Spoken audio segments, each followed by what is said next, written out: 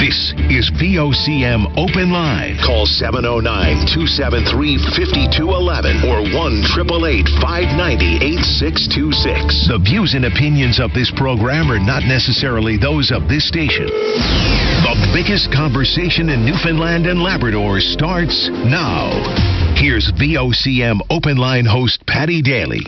Well, all right, and good morning to you. Thank you so much for tuning into the program. It's Monday, February the 12th.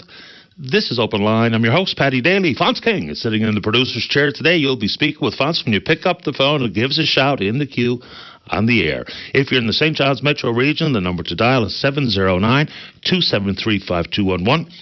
Elsewhere, toll-free long distance 1-888-590 VOCM, which is 8626. So before I ease us into the Monday show with a couple of interesting sports notes, I'll tell you what has captured the attention of a ton of people who sent me emails over the weekend, along with a YouTube clip of this Verbo ad. Have you seen it? I've only seen it on the clips that people have sent me. So it's pretty lowbrow to begin with. So what it is, you know what Verbo is, like Airbnb, it's a vacation rental platform.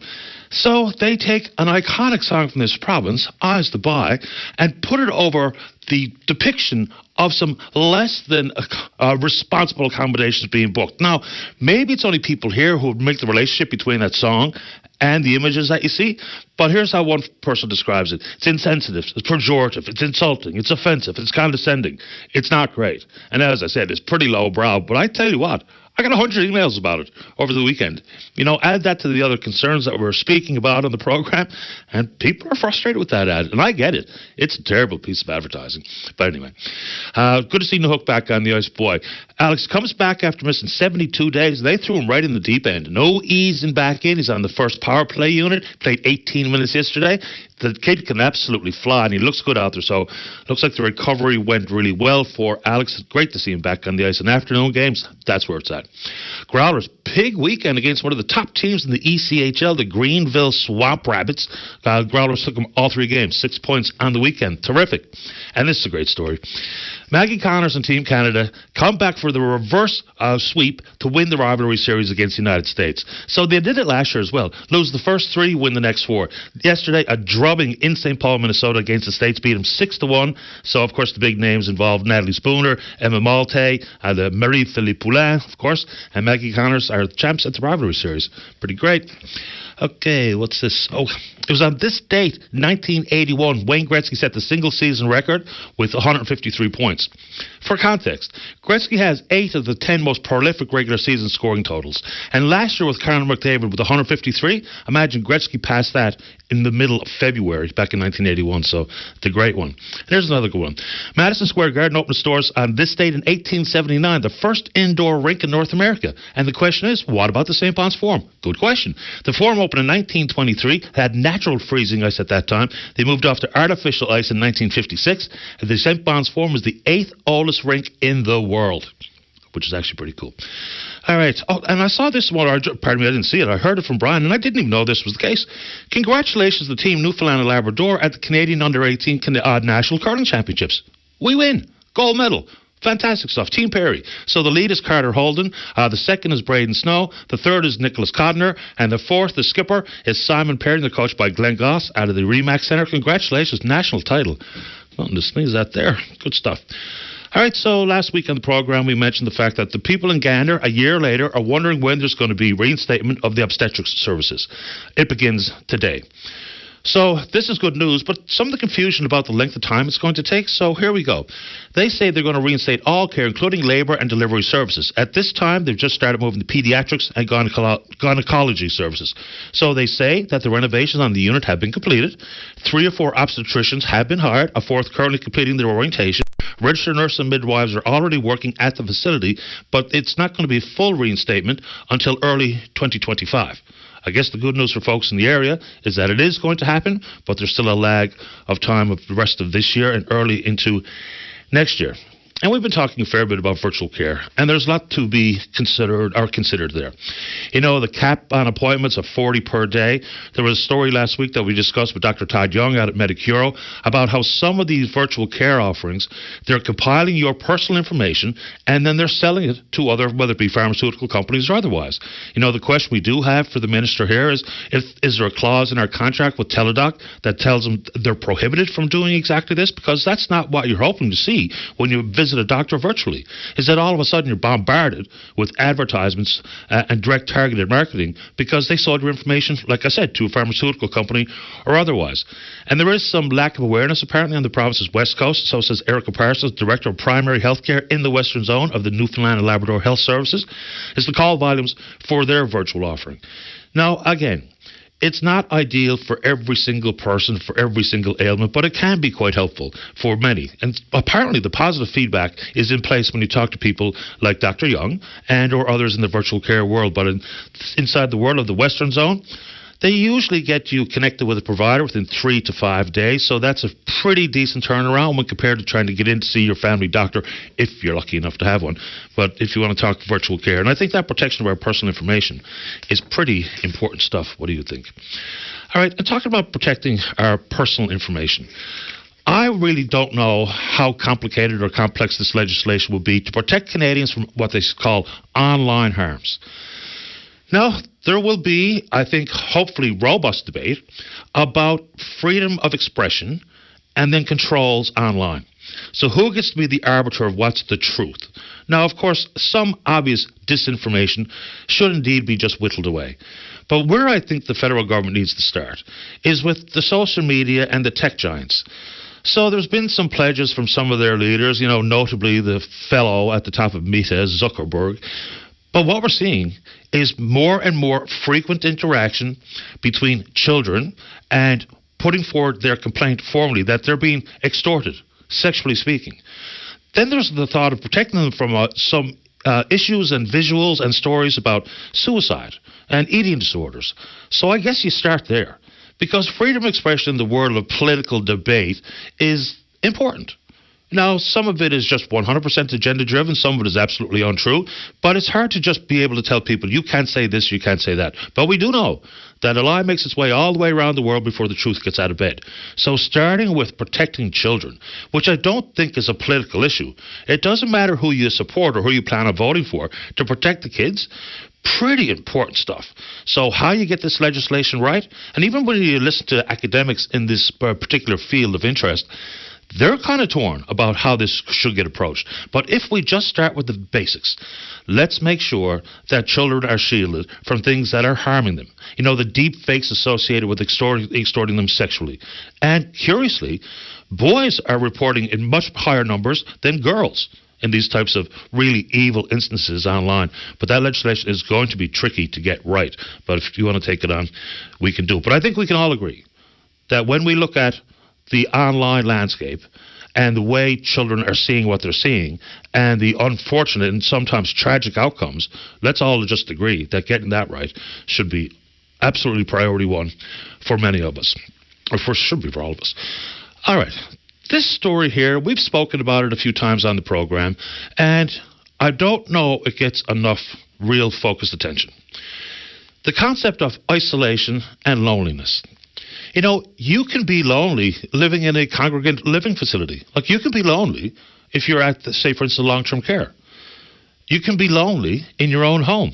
But notably, people are less likely to feel loneliness in their own home versus in some of these settings living with others. The concern that people have is not just the anguish that could be brought to bear by loneliness. It has a distinct impact on your overall health. So the seniors advocate Susan Walsh is talking about it, and I think that's absolutely ideal. But I don't think we have a firm understanding of exactly what loneliness means and what loneliness means for your overall health and the structural changes that need to happen. Things like moving towards more age-friendly communities. So, like up in Clareville, they've had that designation for quite a long time, and so it's not that you have to do so much arduous tasks. When they say age-friendly, like designing infrastructure, communal walkways, accessible to folks who use walkers or wheelchairs, ensuring older citizens are welcome to participate in social events and or volunteer opportunities, and to target people who may indeed be more prone prone to loneliness. When it comes to your overall health, I mean, just a couple of numbers. Social isolation was associated with about a 50% increase of dementia and other serious medical conditions. There's plenty of research out there, some of the health risks alongside. Social isolation significantly increased a person's risk of premature death from all causes, a risk that might rival those of smoking, obesity, and physical inactivity.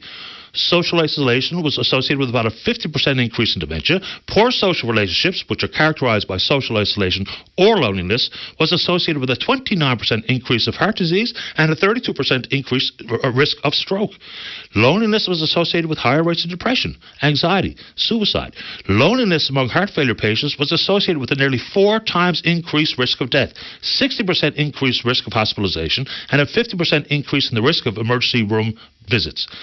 So, this is very real. And when you look at the population, seniors are more prone to fall into this position of isolation and of loneliness. Not because I say so, but that's what the medical research looks like.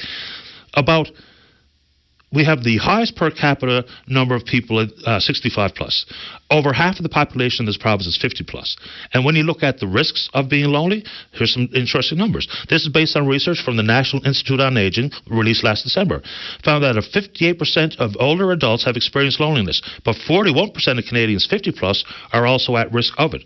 It's been deemed a global public health concern. And so looking at the structural changes that need to come with understanding this issue, doing something about this issue, because if you just heard what I just read, then obviously it is a massive concern. Now, I said that the numbers show that seniors are more likely to find themselves in some state of loneliness.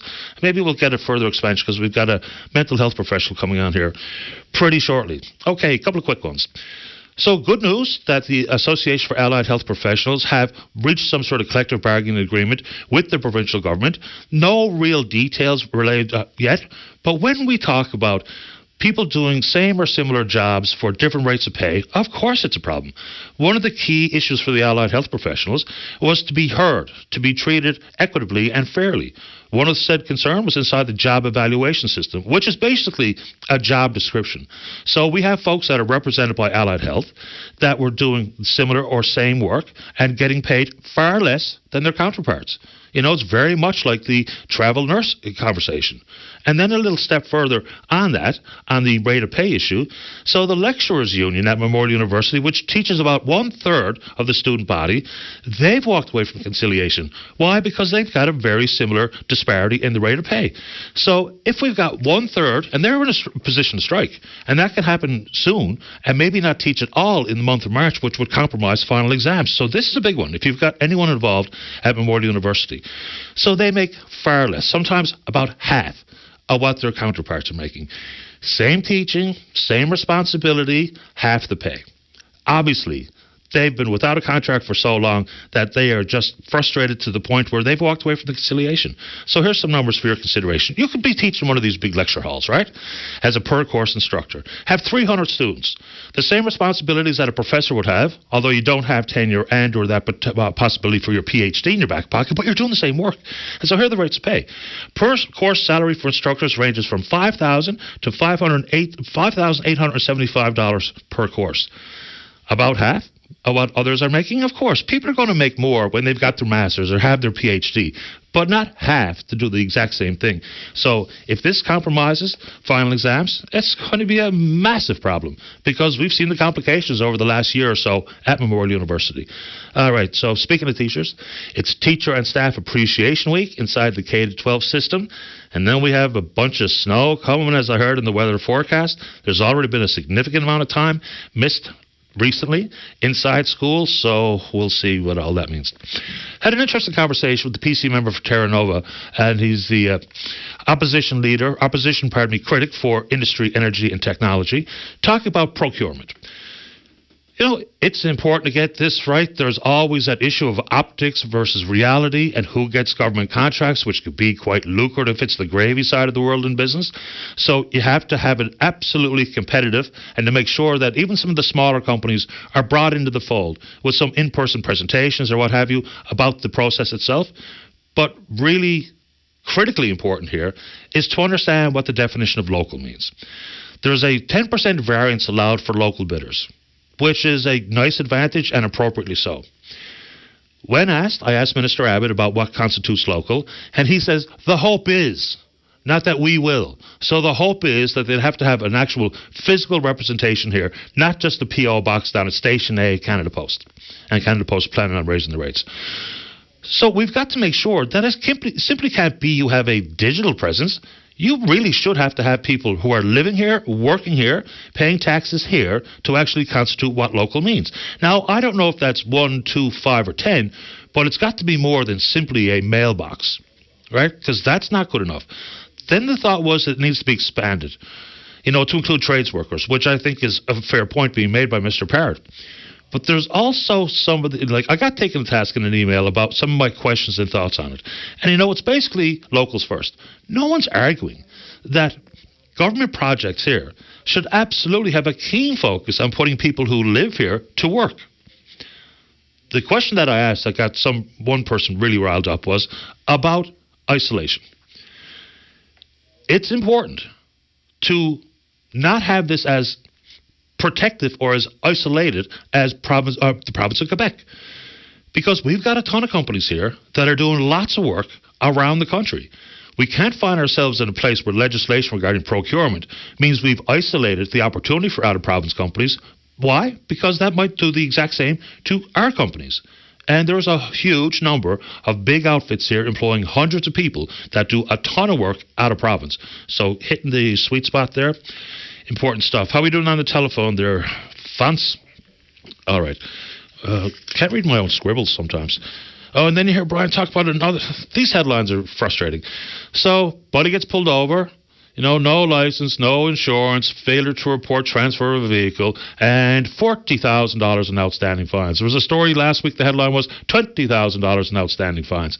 And usually the immediate reaction is, you get your plate when you get your license and your first vehicle, and you own that plate, and you hold it close to your chest on the back of your rig for the rest of your life. I don't think you're wrong. All right. In the year of the arts, sad note, hate to end on a sad note, but c'est la vie. Dennis Parker, dead at 78. I mean, here we are in the year of the arts, and the losses are mounting. Rick Boland, Kevin Lewis, and of course others, and Dennis Parker. He was a giant in the music business. He made his way to the province here from Britain in 1971, and he played a huge role in the industry in the formation of the Music NL, which he was at the helm for quite a long time. Blues master. And a lot of my buddies around my age who played with Dennis or were inspired by Dennis or mentored by Dennis, it's a big number. And I'm sure they're feeling a significant loss. Dennis had been quite ill for a while. I knew Dennis pretty well. He was absolutely the master of that particular genre. Him, Scott Gowdy, and others, right? But Dennis Parker, gone at 78 years of age. Our condolences to his friends and his family. We're on Twitter. We're VOCM Open Line. Follow us there. Our email address is openline@vocm.com. Let's have a great show to kick off the week. That means you're in the queue to talk about whatever's on your mind. Don't go away. Welcome back to the show. Perfect way to start a Monday with a correction right off the bat. So I read the news story that had to talk about obstetrics returning to Gander, and we mentioned some of the healthcare professionals and the renovations that had been completed. The news story read that it would be opened or full reinstatement by early 2025. That's not correct. So for folks in and around Gander, it will indeed be open in full early this year. Not 25, but 24. I appreciate the information coming from Adam. Okay, let's go to line number one. Say good morning to our friend, child clinical psychologist. That's Janine Hubbard on line number one. Good morning, Dr. Hubbard. You're on the air. Good morning, Patty. Welcome to the program. Well, and a happy Monday to you. Happy Monday to you, too. Although up a little bit too late watching the Super Bowl, even though it was a great game, but a bit bleary-eyed. But let's get going. So, if the federal government in April of 2020 thought it was important to put an online and via phone service called Wellness Together and Pocket Well, and some 4 million Canadians have used it. It was 24/7. It was free. I've given out the number to Wellness Together countless times on this program, and lo and behold, somebody up along has decided that it's no longer required, which I don't know how they make that calculation, this cost of living issue, and we're just post-pandemic or wherever we are, but all of a sudden it's gone away. When you heard the news, what did you think? Well, certainly I know that we have a number of people who have found it an incredibly useful resource. So was really concerned in terms of I guess like many of the resources that were put in place during the pandemic, they were kind of designed as a stopgap emergency measure, which is fine. But if you're going to then remove it, what is replacing it? What is going to continue to meet those needs? Because the needs today are probably looking a little different than they were right back in those early days when, quite frankly, most of the mental health clinicians hadn't figured out how to do virtual services. In fact, a lot of them were being deployed to other areas, so not able to provide those services. A lot of people weren't working, so they didn't have access to things through work. So a lot of that situation has changed. But at the same time, we also know we have a huge gap in services. So I guess for me, I'd look at the Wellness Together and wonder, okay, what were the parts of that service that people were continuing to find useful? And what are we doing about replacing them in a different format? If indeed this format, was maybe more suitable to COVID-related concerns. Possibly so. And I know you aren't necessarily going to get to speak with the same person, but in your own back of people's minds, continuity of care can indeed include whoever you speak with at Wellness Together. So does that make sense when I make the reference to continuum of care? Because I do think that becomes part of people's own resources. They've heard the number from me, or I've given those people the number. They think it's been helpful, and so consequently, even shifting gears to go to another service outlet or another platform might not feel the same. And how you feel about the treatment you're getting goes a long way to your managing your symptoms and or improving, or whatever the right phrase is. Oh, no question. And I think there's three things. One, I think the introduction of the 988 suicide helpline is perhaps designed to take up some of the percentage of calls that Wellness Together was receiving. Now, obviously, that's not going to fit all of the needs that are there.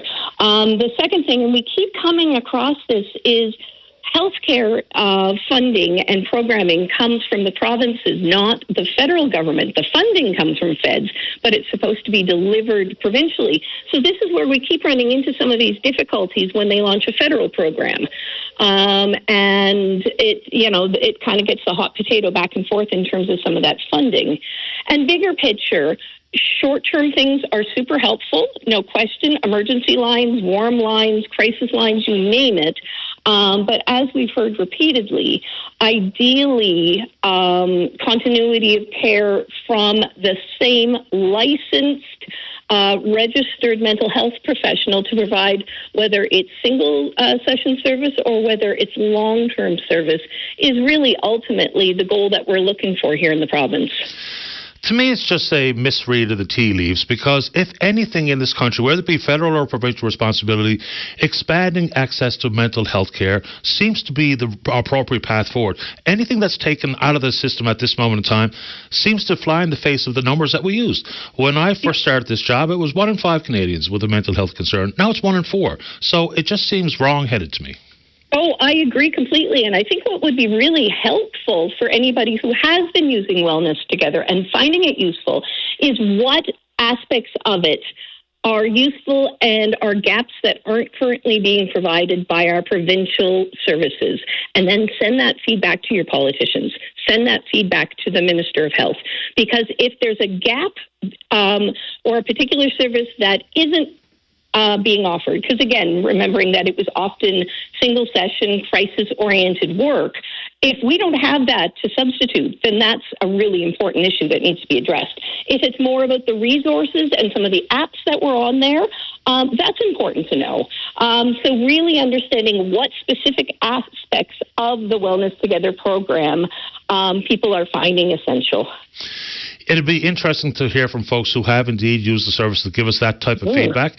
But, again, so you're taking something away.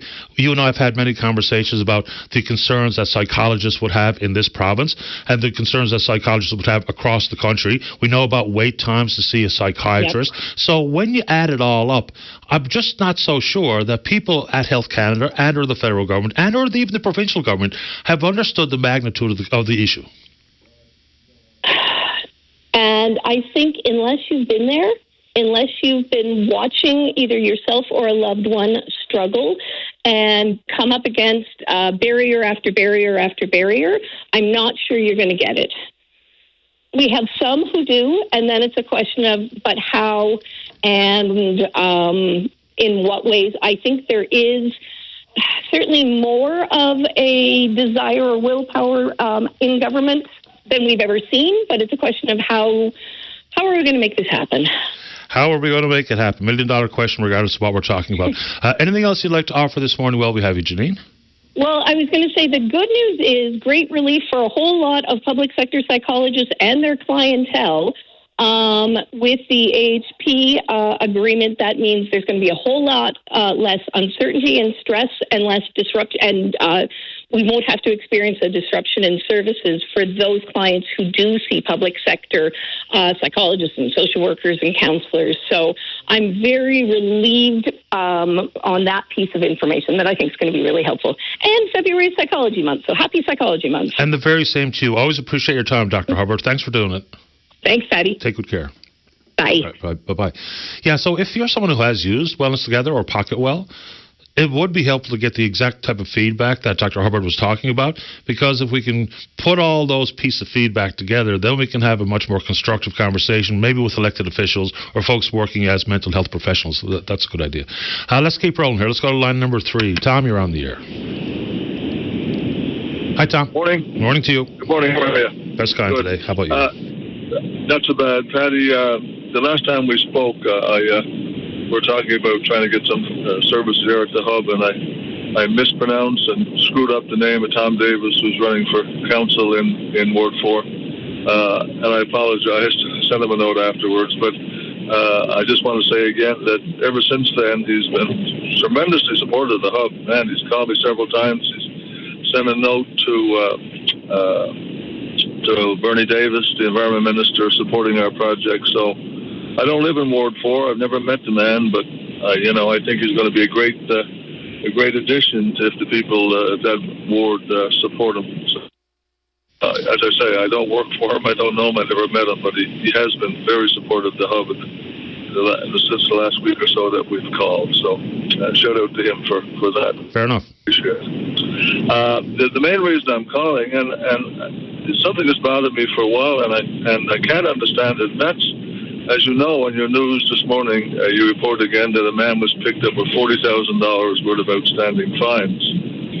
So where the heck are these people getting the cars to drive? As you know, I'm sure everybody else in the province knows that if I buy a car from a dealer, I got to have a driver's license. I got to have proof of insurance. And so I'm not going to. These people are not getting cars from the dealers. I think where the problem is in private sales, because I listed a vehicle for sale there 6-7 months ago. The question I would get every time was, how long is left on the license? So I think that's where the problem is. I think these people are getting the vehicles from private sales. No doubt. And that's where we need to correct it. That's where we need to say that if I'm selling my vehicle, then I have to ensure that the person buying the vehicle from me provides a valid driver's license, provides proof of insurance, and then that's forwarded to motor vehicle registration with the change of ownership. I think that's what needs to be done, and that's a very simple legislative change. Also, if you come to me and say, Tom, can I borrow one of your vehicles? Yeah, no problem. Patty, you got a driver's license and insurance? And if I don't ensure that happens, then I should be fined to the point whereby I'll take out a new mortgage to pay for it.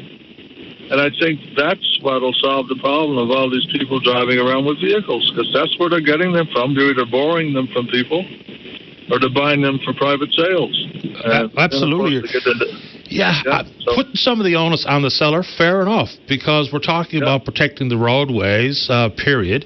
So, and it's fairly fundamental stuff, right? I mean, proof of insurance is a piece of paper, or an email, or something that you can verify the source. And proof of registration, of course, many people selling their vehicles will be some registration time left on it.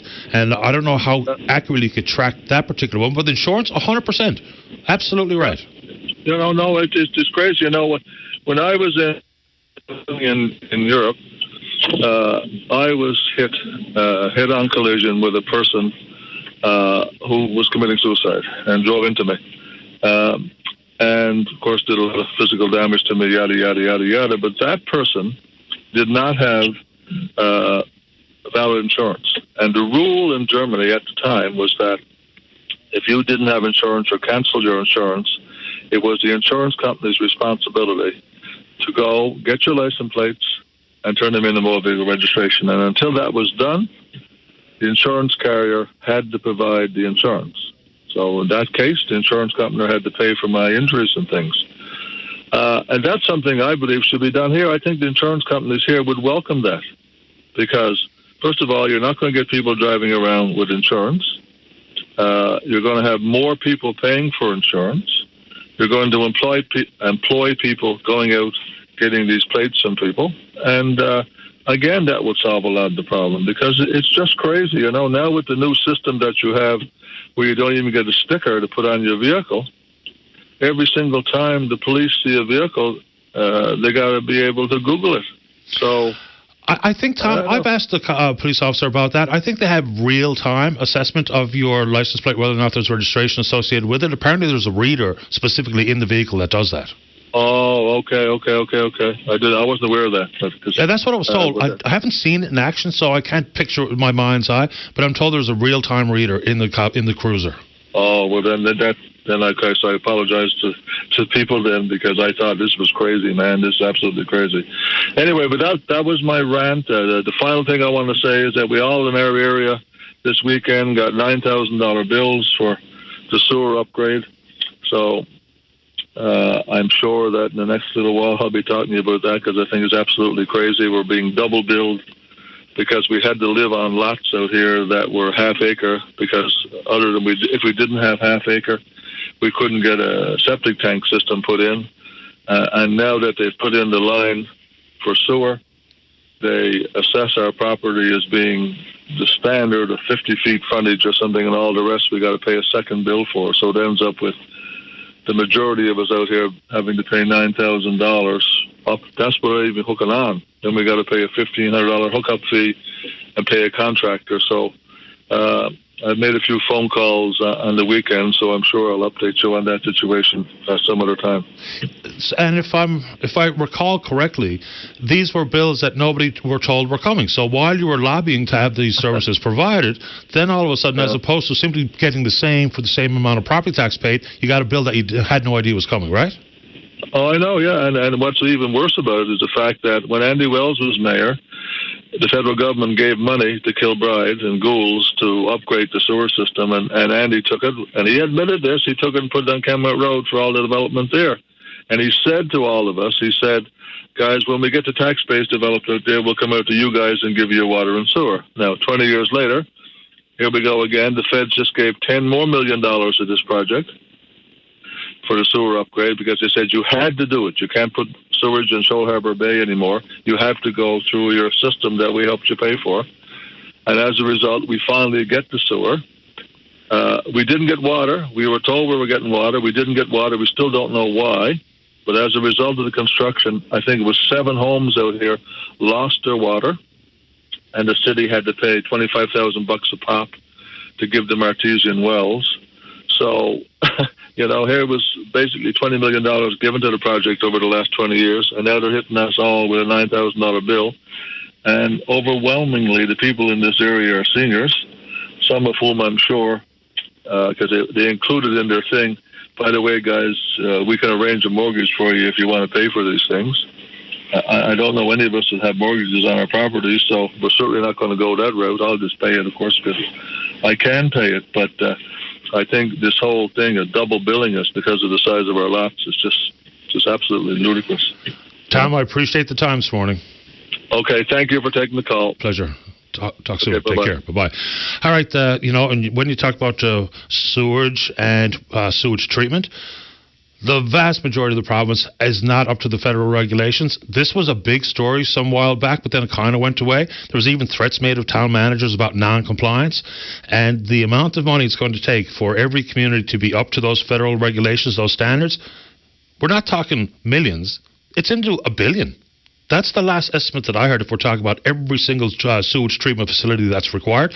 Let's go ahead and take a break. We'll get back. Olive, you're next. Don't go away. This is Open Line on the VOCM Big Land FM radio network. Welcome back to the show. Let's go to line number 2. Olive, you're on the air. Good morning, Patrick. Thank you for taking my call. My pleasure.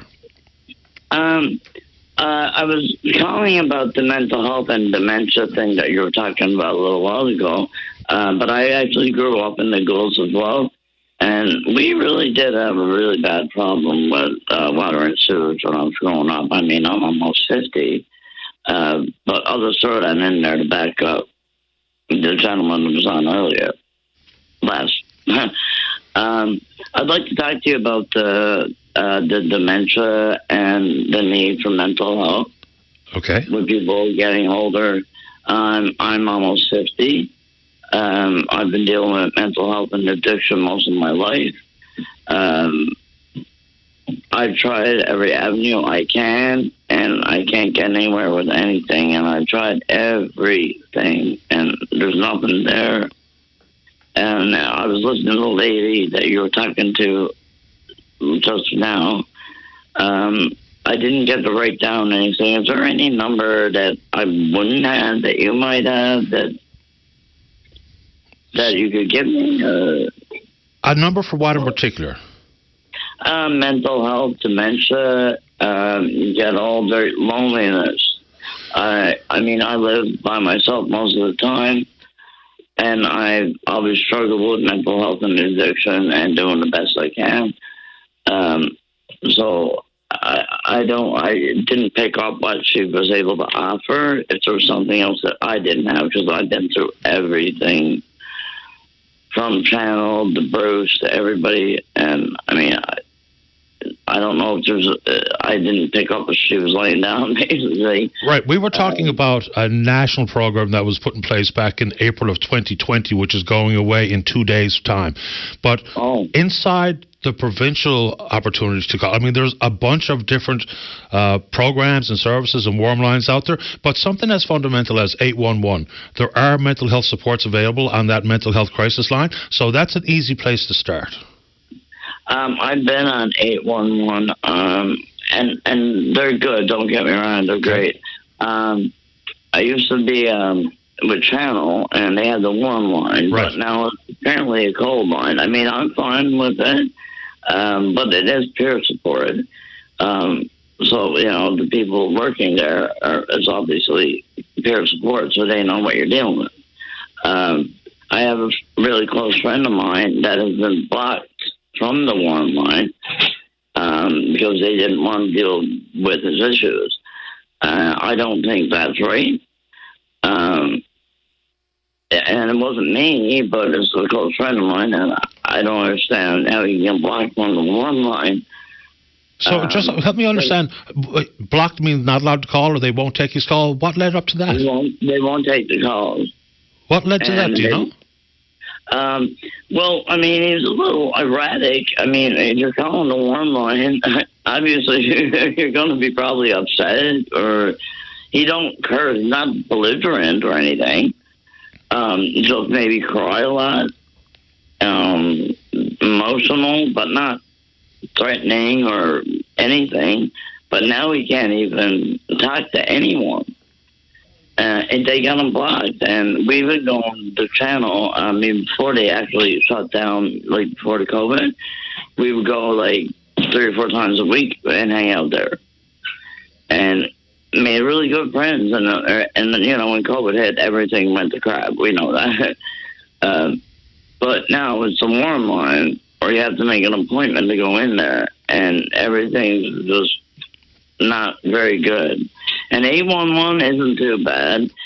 But I mean, you know, I'm just struggling to know where the help is. Okay. Because I've been so far around everything, Patty. Like, I know I'm not stunned. Like, I've been around every possible avenue for mental health and addictions.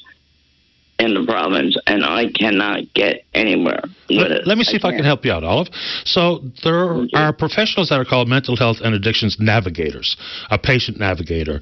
I've given these numbers out in the past, and I think this could be very helpful. So when you're trying to identify the most appropriate or beneficial place to turn for you individually, I'm going to give you a number now where one of these patient navigators should be really ideally situated to help you. How's that? Perfect. I got a pen here on. Okay. Are you ready? Go ahead. Okay. Yep. So this is a local number. Do you live in the St. John's region by chance? Yes. Okay, so it's 709 752 752 3916.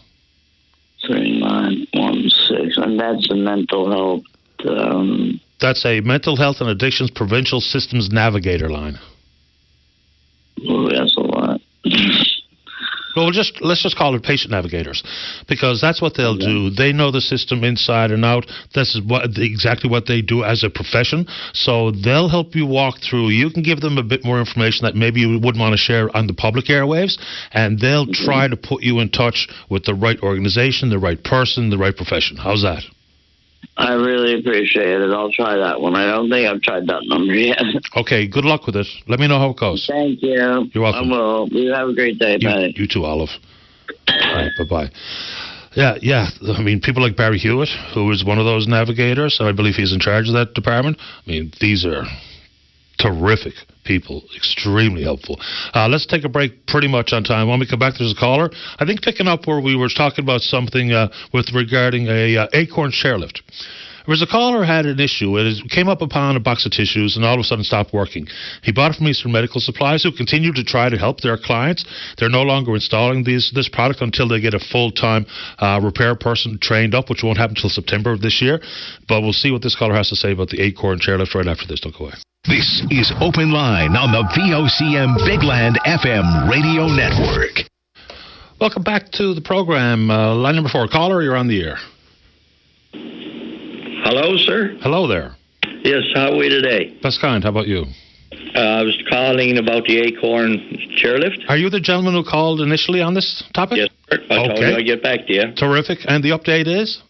The update is that I called that number you gave me, and that was from Nova Scotia somewhere. Yep. And they don't service Newfoundland.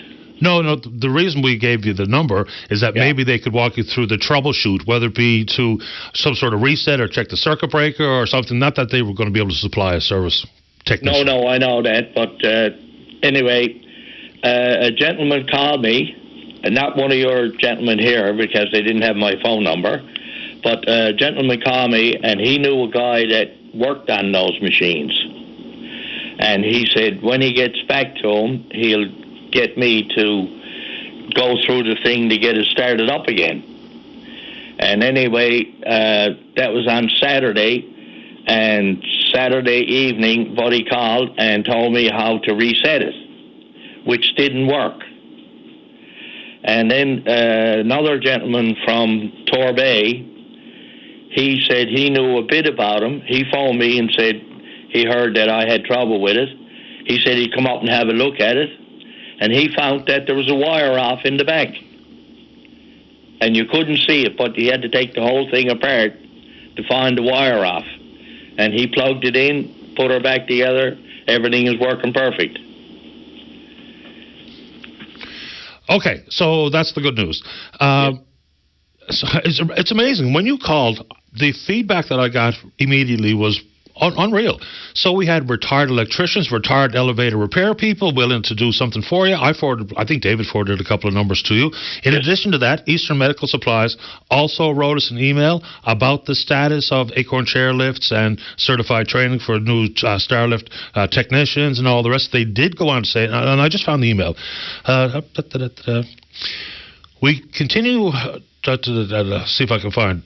They say that they are indeed not refusing to do repair, and I have a direct number for the person who's the sales manager and responsible for this issue. If you'd like to speak with Grant Hutchings at Eastern Medical Supplies directly. Yes, I'd like that. I'd appreciate that, sir. Yeah, no problem. So Mr. Hutchings' direct number is 709 709 754 754 7711. 7741. No, 11. 11. Yeah, so 709-754-7711. 7711. Okay, sir, I'd appreciate that, and I'm going to call Mr. Hutchings because it's a sin that we had to go without for so long.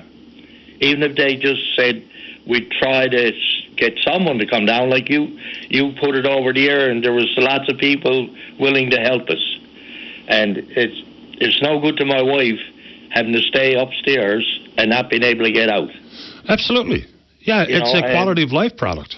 Well, this is it. And if they had only said to me, well, we're sorry, we don't have anyone here now, but we'll try to get someone to drop in to have a look at it. Or even let Lawton's come in. It didn't matter me who I paid, you know what I mean, to get the thing going. But no, they wouldn't even, they're not allowed to touch them. And Lawton's tried their best. They asked me, they said, no, we're not allowed to touch Acorn. And that would be a decision made by Acorn themselves. Yeah, but they could have helped us out, done something to satisfy us or any other person who has one, you know. And that kind of made a bad taste in my mouth. Yeah, well, hopefully you'll get some better understanding of exactly what's happening here and what Eastern Medical can and cannot do, because they wrote me an email directly about your call. Okay. And I was really quite impressed with just how many people sent me a note or gave us a call and said, I might be able to help. I'm like, terrific, because from the studio, the best I could do was try to help you troubleshoot it over the phone. So, sure. And I appreciate that, and you could thank all the gentlemen that phoned in. I really appreciated it. And when this gentleman told me he knew a guy that worked on him, and he got back to me to troubleshoot it, that's why I didn't call any of those gentlemen after that, see? Yeah, no, all good. As long as you got it sorted out, best kind. I really appreciate your station and you, sir. Thank you very much. Anytime. Stay in touch. Good luck. Will do. Thank you. You're welcome. Bye-bye. Yeah, and generally speaking, that is the result here. There's a topic brought up. People think they can help, whether they have actual legitimate expertise or lived experience, what have you. Because 60 seconds after we hung up speaking with that gentleman, the number of emails and people suggesting X, Y, and Z, and to check the circuit breaker, maybe there's a reset and all these things, it was helpful. I'm going to save Otto for after the news. Just going to keep going with the issues regarding the vehicle. I have one listener saying that putting any onus on the seller to require proof of insurance is some sort of liability issue. I'm not really sure I understand the point, but then it's in the world of just how many vehicles are on the road that are really not in good working order. You see them, I see them. It's pretty obvious sometimes about the vehicle might not be up to the standards required for their safety and the safety of the other motoring public. And so this person has formerly worked at a dealership. Okay, I'll read it because I think this is, in the issue of mandatory inspections. Having worked at a dealership and seeing the condition of some of the vehicles that came through the door, if I were in an accident and not at fault, one of the first things I would ask for are maintenance records. Some would come in for an update to a computer system while the brakes were metal on metal. Not only are they endangering my life, but their own also. Mandatory inspections should be brought back, so says this email writer. Well, not every year, possibly every two. Currently, you can have a car that's 15 years old, if you're the original owner, having 300,000 kilometers, and it has never had a safety inspection, and she thinks that this is scary. When we've brought this up in the past, because I do think there should be some sort of schedule for safety inspections of vehicles, whether it be upon sale or otherwise. And many people, when they're buying used in a private sale, will ask for the vehicle, they'll take it to a garage of their choice for the once-over. But more often than not, when the concept of mandatory inspections is brought up, then people say, no, just another government cash grab. So that's where I guess the proposed schedule for inspections or the frequency of inspections would be important. Because at some stage of the car's life, it probably has outlived its built-in safety features that came off the assembly line, because you see them as well as I do. There's that reference which includes a curse word to many vehicles that are on the road. Then we extend some of those conversations in the winter, about mandatory snow tires. For some providers of insurance, they'll cut you a break if you have snow tires on your vehicle. You see it and I see it. We'll get into the winter season. We all have to adjust our driving habits. because of conditions. And then you'll be on the slightest of inclines. The light turns green. The car in front of you struggles mightily to get any traction. Why? Because they've got just worn out baloney skins for tires. Because for many of these winter conditions we experience, all seasons, even if they're so-called winter rated, just don't cut it. So I don't know about, mandating how people spend their money, but snow tires, there's a conversation. There's certain provinces in the country, it's mandatory.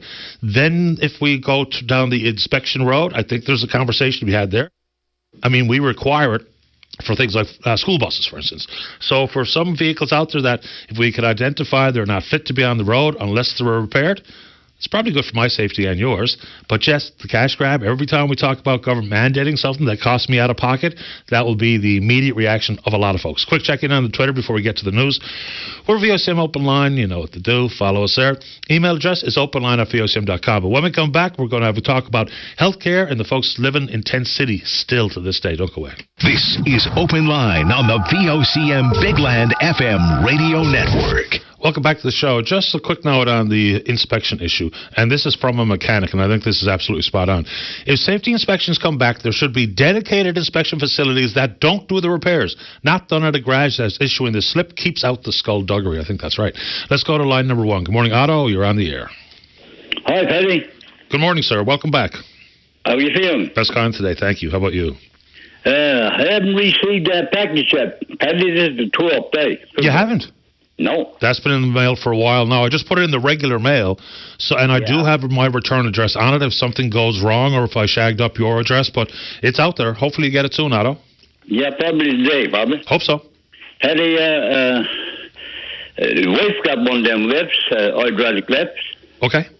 We get her into bed and get her out to her breakfast and her dinner and her supper, and the only way she can get out of bed is with the lift, her sling, Now, last year, in September, we had a letter that effect from Eastern Health, Dr. Mitchmore, that she would receive therapy at home once she get out of the hospital.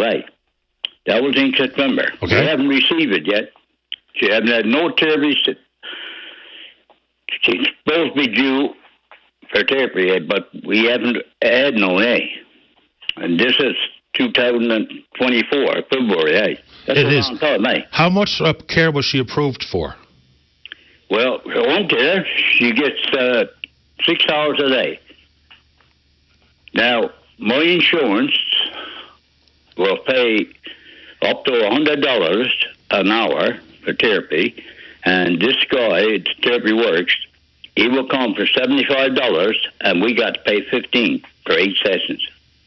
When she gets home, now she's in the hospital right now. She got 6 or 7 different issues, So she's a sick woman. I goes down and stays with her all night and comes back 8:30 in the morning. So anyhow, the other morning I went down to Merge. I got a bad foot, So I went down to Merge 3:30, and there's no one there in Merge, only me. No one came out. No one came in. My name wouldn't call 8:30, so I came home. Unreal. No one went in, no one came out. Not one soul. And I was the only one there well, after 2 hours probably someone else came, and then the ambulance came, But no one went in and no one came out. Over what stretch of time? From 3:30 in the morning, and I wasn't called 8:30 when I left. I left 8:30. That's a long time, Paddy. That is a long time. No one even merged. I just see if the merge are blocked, Probably would wait 11 hours or whatever. Well, no one there, only me. I went to the girl after I said, what's going on? She said, I don't know. I don't know what the doctor's doing. Unreal. Yeah, so I guess that begs the question as to how many, or if there was the required healthcare professionals back there. So you say that not even an ambulance came? And still nobody was called in? An hour. I was there an hour for an ambulance came. That's 2 hours. Okay. And like I said, no one came and no one went out. No one went in and no one came out. I was the only one there for 2 hours, Emergency room wait times. Call 8:30 in the morning. Yeah, we hear the stories. Now, I don't know how many people was inside. I couldn't tell you that. Hard to know. No, that's right. Hey, boy, I witnessed a couple games there on the weekend. I wasn't to the second game, but the first game, the Breakers and the Caribous, hey. Okay. The Caribou, Breakers won 4-3. Caribous up 3-1, and they blew it. Yeah, the Breakers are tough again this year. Oh, they got good big players, eh? Yeah, they do. All big players, bigger than Claremont, eh? But now Claremont shot them out just 3-0, 3-0, eh? So he got to play up in Louisville, I think, down the weekend, and then back there for 2, eh? Was there a good crowd at the game? Well, the biggest crowd I saw for the winter. Okay, good. I'd say there's 1,000 fans or 2,000 there. Yeah, nice crowd. People there from St. John's. I'd say the 8 to 10 there are women from St. John's. Their cousin was playing hockey there, O'Brien, one of the Breakers, eh? Okay. So they come in and support them, right? Yeah, we're down 3-1, boy, and they came back and won 4-3.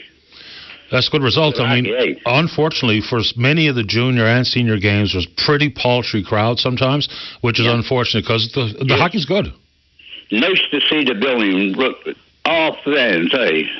When the players looks up and sees the big crowd, eh, they play better.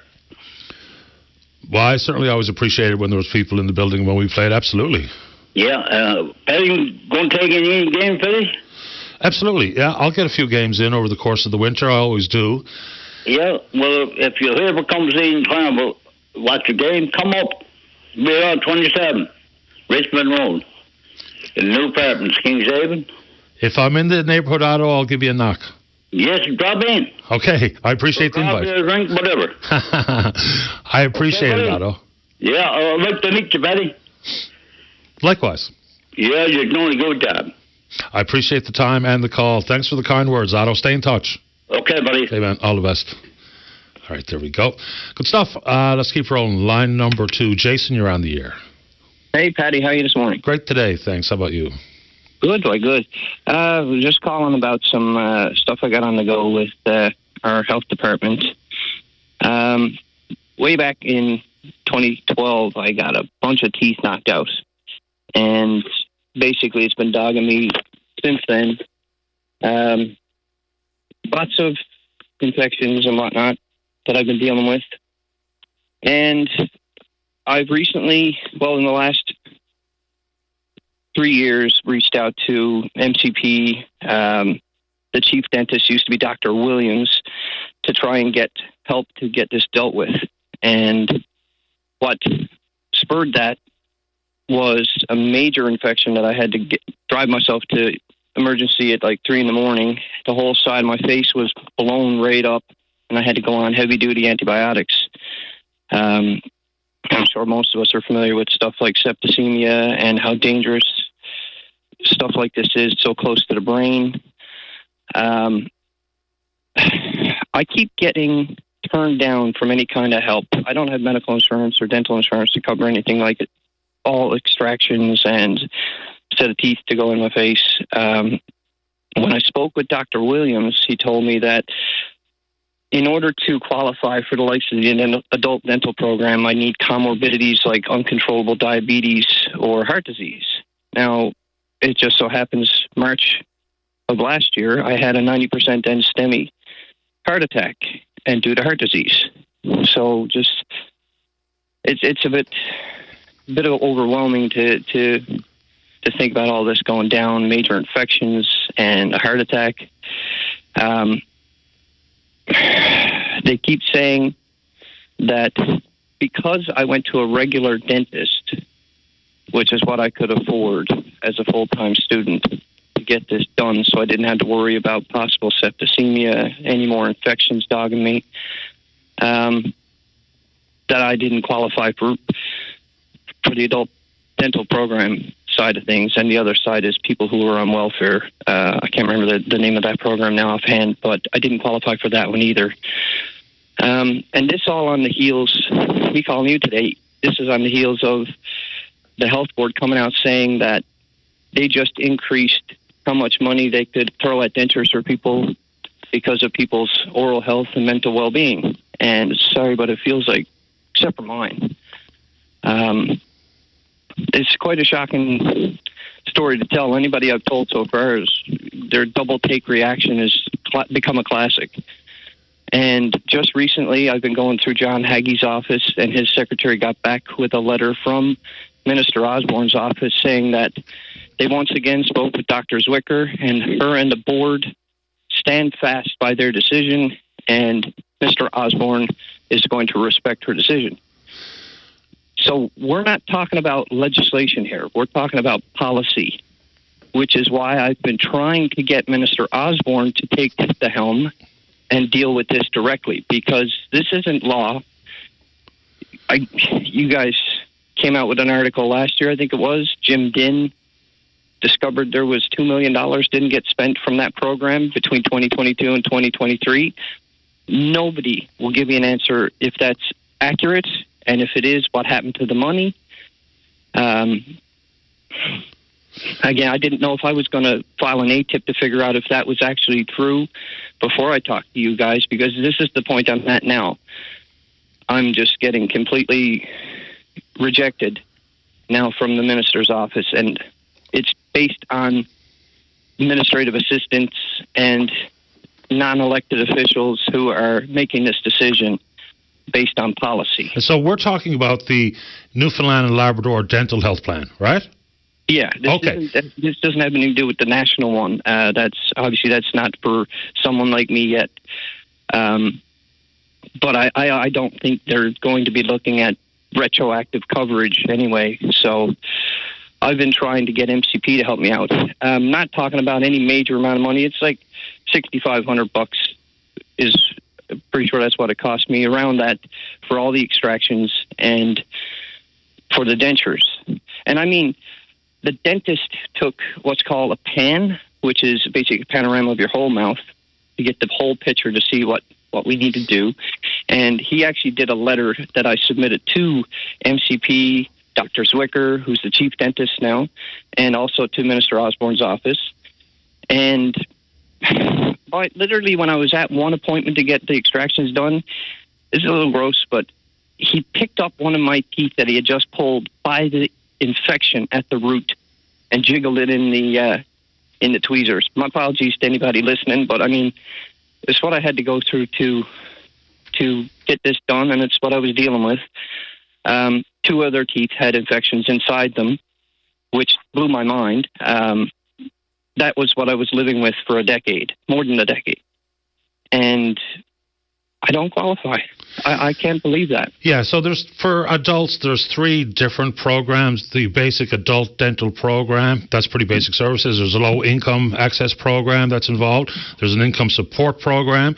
And, of course, with the national program, you will indeed get some coverage. How old are you? I'm 42.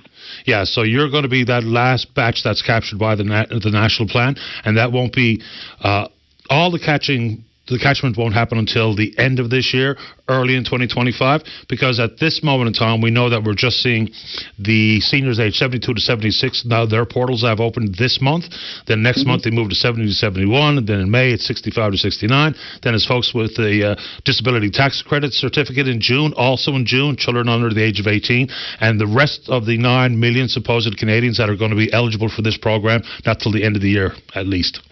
Yeah, no, I'm well up on that. Believe me, I was actually talking to the NDP about maybe they could look at it from a case-by-case basis right from the get-go, because there's some people out there dealing with a ton of stuff that's, oral health and mental well-being, and they're being allowed to fall through the cracks up to now.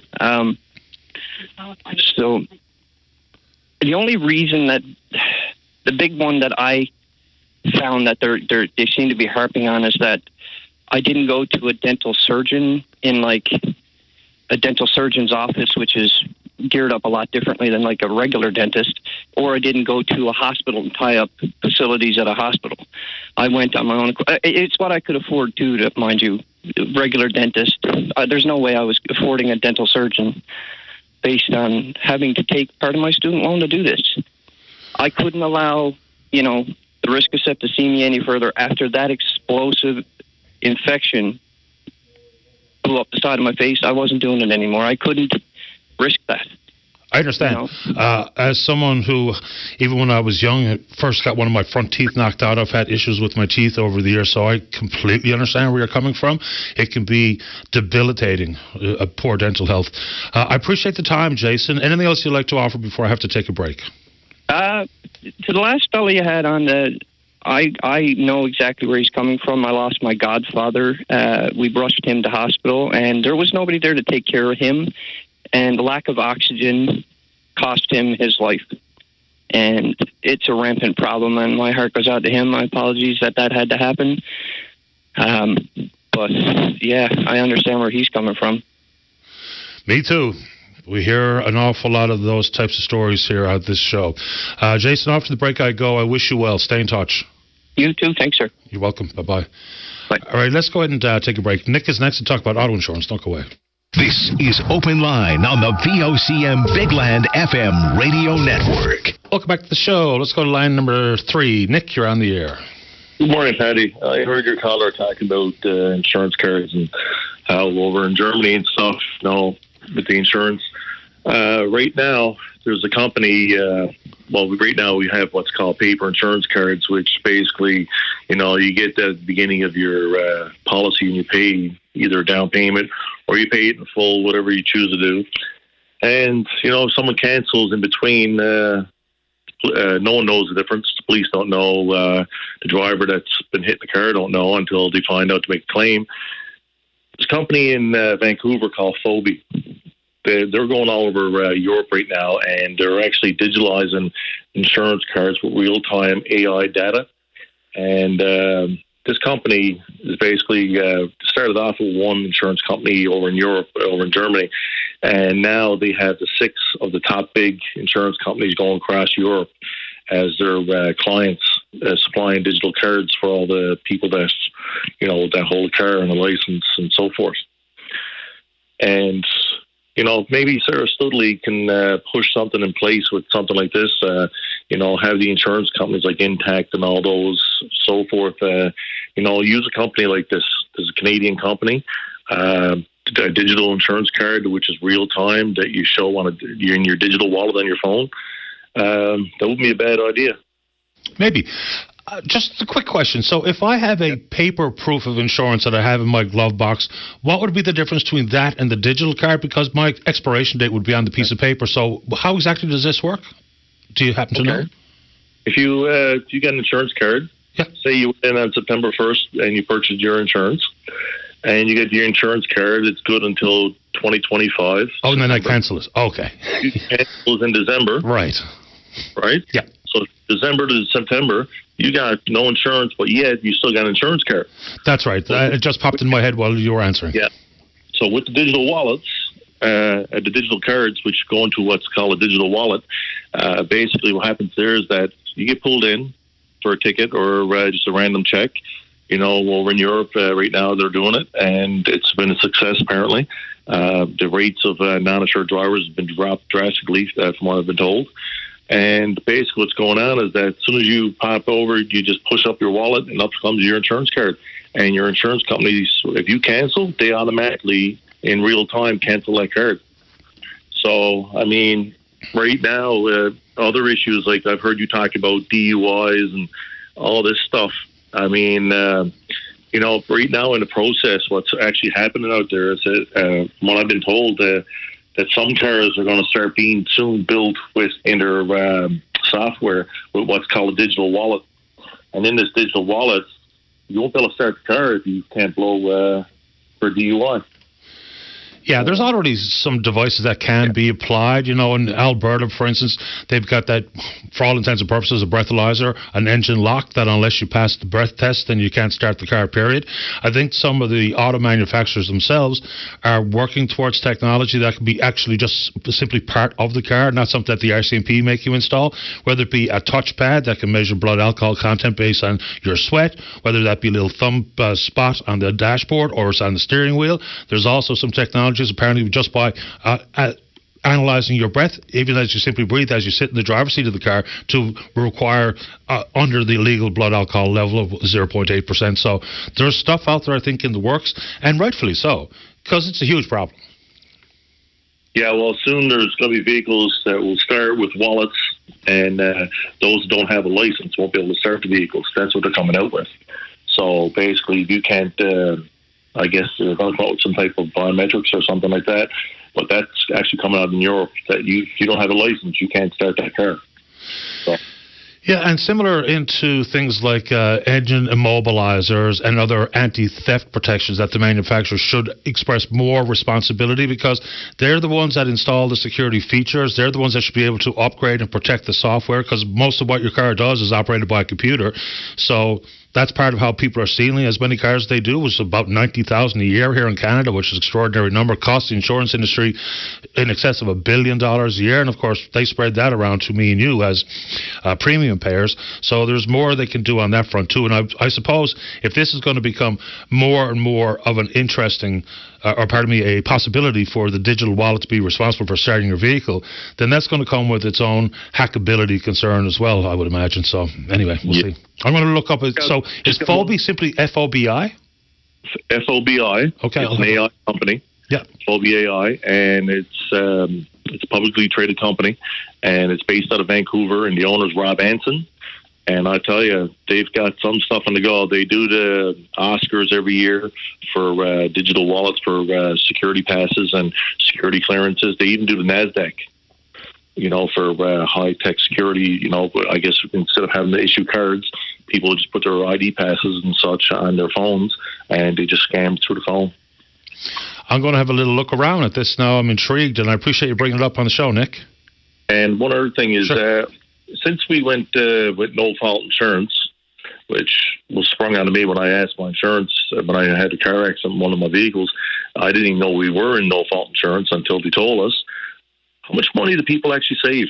Because I only saved $100, but I lost a lot of rights, in regards to, if you get injured in a car and stuff, it's just like, just sum it up, I had more trouble with my own insurance company than I did with the person that struck me, of getting my vehicle fixed and getting compensated for my vehicle damages.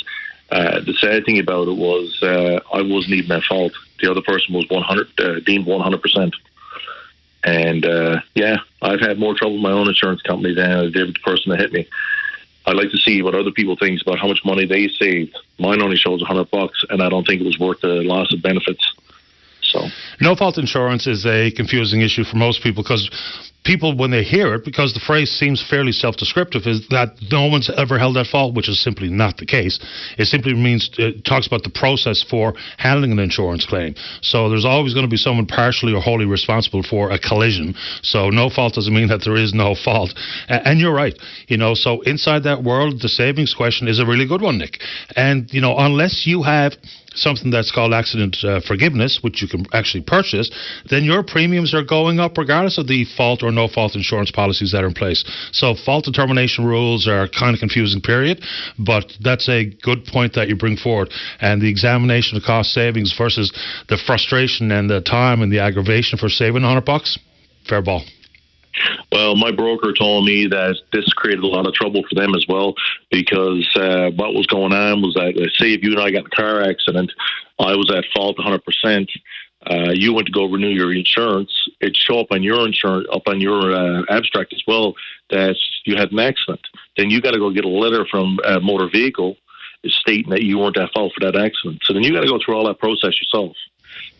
And he said that was nothing but a nightmare for them, because they had to get these letters from these people, and they had quotes putting them in as they were at fault for the accident.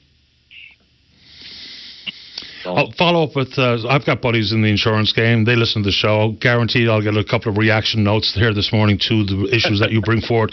Nick, I appreciate the time. Thanks a lot. No problem. Take care. Congrats to DC, by the way. Say what? Congrats to the Kansas City Chiefs. It was a pretty exciting game. I was up a bit too late, but anyway, there you go. That's 3 in the past 5 years for the Chiefs. I think we can start calling them a dynasty. No problem. See you later. Okay, Nick. Bye-bye. Yeah, it was a pretty good game. I mean, 25-22 in overtime. Mahomes wins his third Super Bowl MVP. Chiefs look pretty solid. Weren't that great throughout the regular season, and all of a sudden world beaters yet again. Halftime show, kind of underwhelming. Anyway, let's take a break. Don't go away. This is Open Line on the VOCM Bigland FM radio network. Welcome back to the show. Let's go. Line number 1. Colin, you're on the air. Morning, Mr. Daly. How are you this morning? Not too bad. How about you? Pretty good, thanks. I want to talk about some comments Trump made on the weekend at a rally in South Carolina regarding NATO. Yeah, I really dislike talking about Donald Trump, but let's go. He's of the opinion that if the members of NATO don't pay their fair share, that the United States will not come to their assistance if they're attacked by Russia. And also he said that he would actually encourage Russia to attack them. And then, as usual, his most staunch supporters rush to his aid. Well, this is what he means, and that's what he means. I mean, he said what he said. And saying out loud that he would encourage, in this case, Russia, to do as they see fit is remarkable.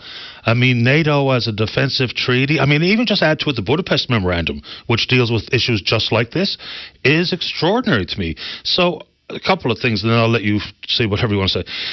You know, I don't really understand if he understands how NATO works anyway, because he keeps saying to pay your fair share to NATO. We don't pay NATO. That's just not how that works. The commitment is for countries, the 30 member nations, to spend 2% of their GDP on national defense. And so we're not at that stage. I think we're about 1.2 or 1.3% of GDP on our military. I think that expands when we factor in some jet purchases in the future, obviously. But to say that you're not going to come to the defense of your allies is remarkable. And people are okay with it. It's something else. Yeah, NATO is just what it says. It's a North Atlantic Treaty Organization, so the member states are bound by treaty. That's a treaty obligation to come to the aid of a member state that's under attack under Article 5 of the NATO Charter, right? It's not only puzzling, obviously, but very disturbing because you're sending a message to the cockroach that's occupying the Kremlin and the other cockroach that in Beijing, because these two countries now, Russia and China, are allied when this comes to the little excursion into Ukraine. You're going to start World War III. And I'm not running around with my hair on fire here, or, that I think the sky is falling. This is exactly how World War II started. You had one sovereign nation in Europe invading another sovereign nation. And Putin's already done that with Ukraine. So now Trump is signaling, if he becomes president in January of 2025, that Poland, the Baltics, Romania, Hungary, other countries, they're all open season now. And they all just lie west of Ukraine's border. It's just remarkable that he's given the signal to Putin to go in there, and the United States is not going to lift a finger. And he would actually encourage Russia to do that based on, as you say, an erroneous perception of NATO and how it works and the financial underpinnings that run NATO. You know, how we all contribute our 2% as a benchmark, as a minimum amount of our GDP. That's what's set by NATO. But that is, as you correctly point out, that's not how NATO works. It's an international treaty organization, military and political, that is grounded in international law.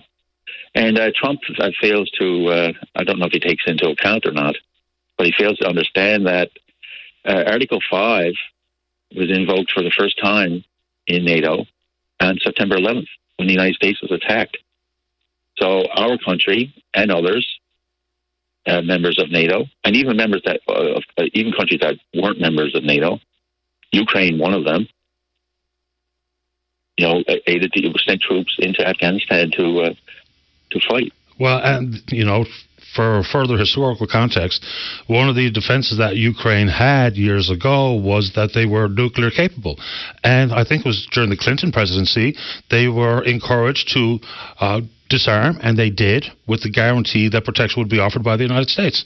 And also walking away from that, which is wild. The Americans in 2022, I think is the last time I saw numbers, they spent $877 billion on the military. And of course, this is an industrial complex as part of their economy in the United States. The Americans spend more than the next 8 best funded militaries in the world combined.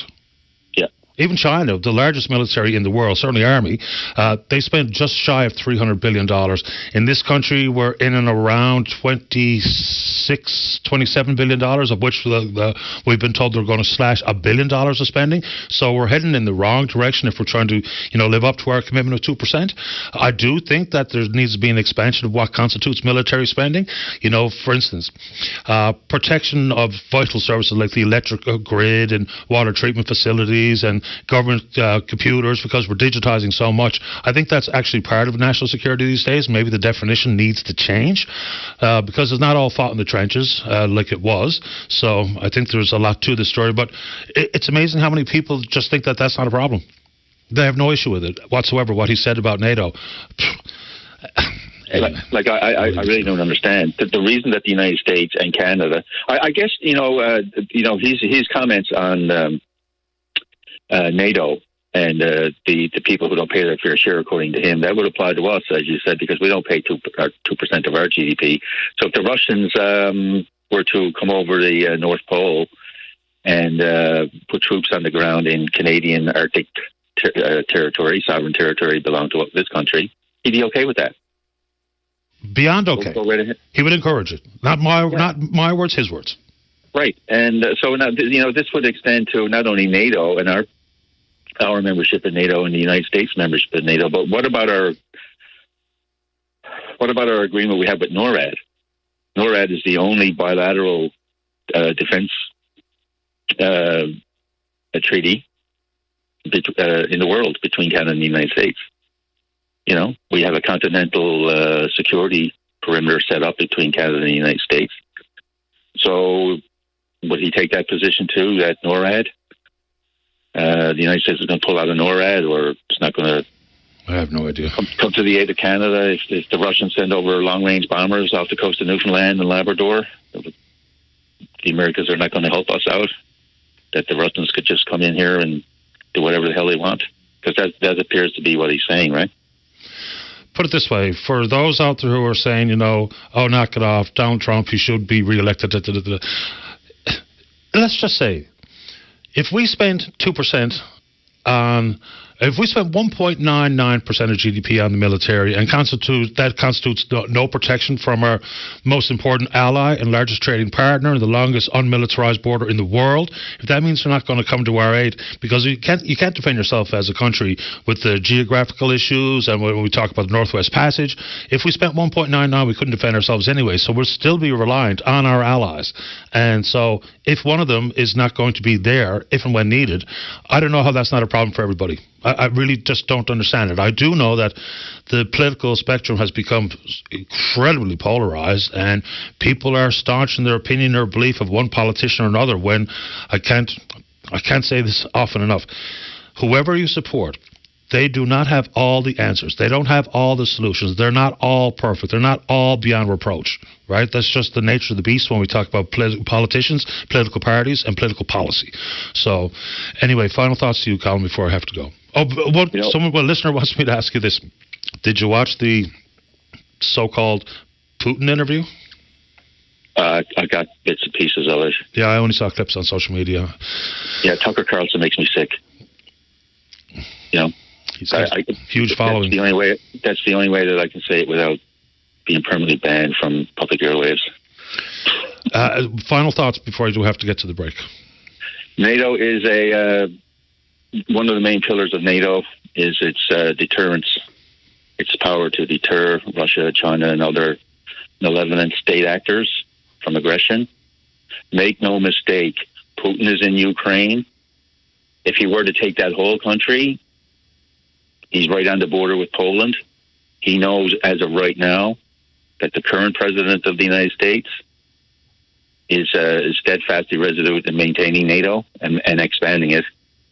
That border between Poland and Ukraine is the border that decides whether we go into World War III or not. Ugh. If Putin were to go into Poland or any of the other NATO countries as of right now, that automatically triggers Article 5. We're into it. We're obligated to go over there and defend those countries. It's deterrence. It's a defensive alliance. I appreciate it, Colin. Thanks for the call. Cheers. Take care. Bye-bye. Bye now. And I saw out of the corner of my eye, an email floating in explaining and or defending Trump's position on this one. But don't we think, to a man, to a woman, that NATO is critically important as a medium to small power that Canada is? And there will be, inevitably, I don't know, I'm not talking about armed conflict, but there will absolutely be some form of conflict in the Arctic. I mean, Russia has made their wants and desires well known. So this is not hyperbole for the sake of. We're not trying to sensationalize an issue, because I would imagine, like most listeners to the program this morning, nobody wants to see any of that kind of trouble come to our shores. But NATO's important, isn't it? Let's take a break. Graham, you're next. Talk about the recreational food fishery. Don't go away. This is Open Line on the VOCM Big Land FM radio network. Welcome back to the show. Let's go to line number 2. Graham, you're on the air. Good morning, Paddy. How are you doing? Doing grand. How about you? Quite the football game last night. It was a little late, but anyway, it was a surprise comeback, but he's done it before. So I was cheering for the Niners. I was too. Paddy, I wanted to call in about the recreational food fishery petition and kind of update everybody on it. And as of this morning, we have over 2,000 signatories to the petition.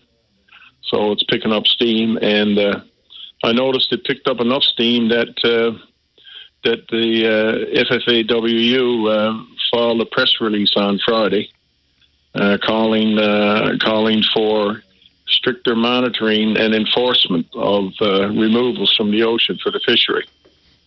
So, one of the concerns that we have is that, the fact is that I'm an environmentalist, as you know.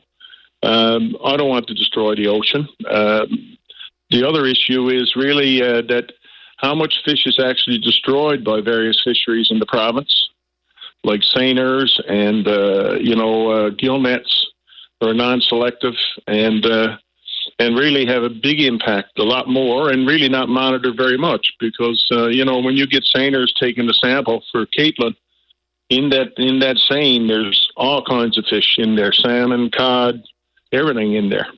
So, when they talk about conservation of the resource, I think it's a bit hypocritical considering that, they're still promoting gill nets and seiners that sample, for example, their first take. If they don't get 70% of female capelin in a seine, then they dump it. Yeah, now a gill net, if used correctly and timely, can be effective conservation-wise and for catch rate issues. So I'm curious as to what numbers they're using.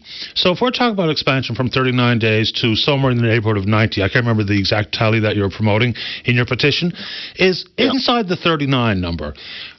The number that I've heard repeatedly is that the recreational food fishery extraction is about 1% or less than the total amount of cod taken out of the water. So pretty insignificant. Now, if I'm representing commercial harvesters and the investment they have in their enterprises, of course, the FAW are careful to say they're not against people putting food in their freezer, if I remember the phrase correctly, but they're talking about the monitoring, reporting, or what have you. So let's just say it moves to 80 days.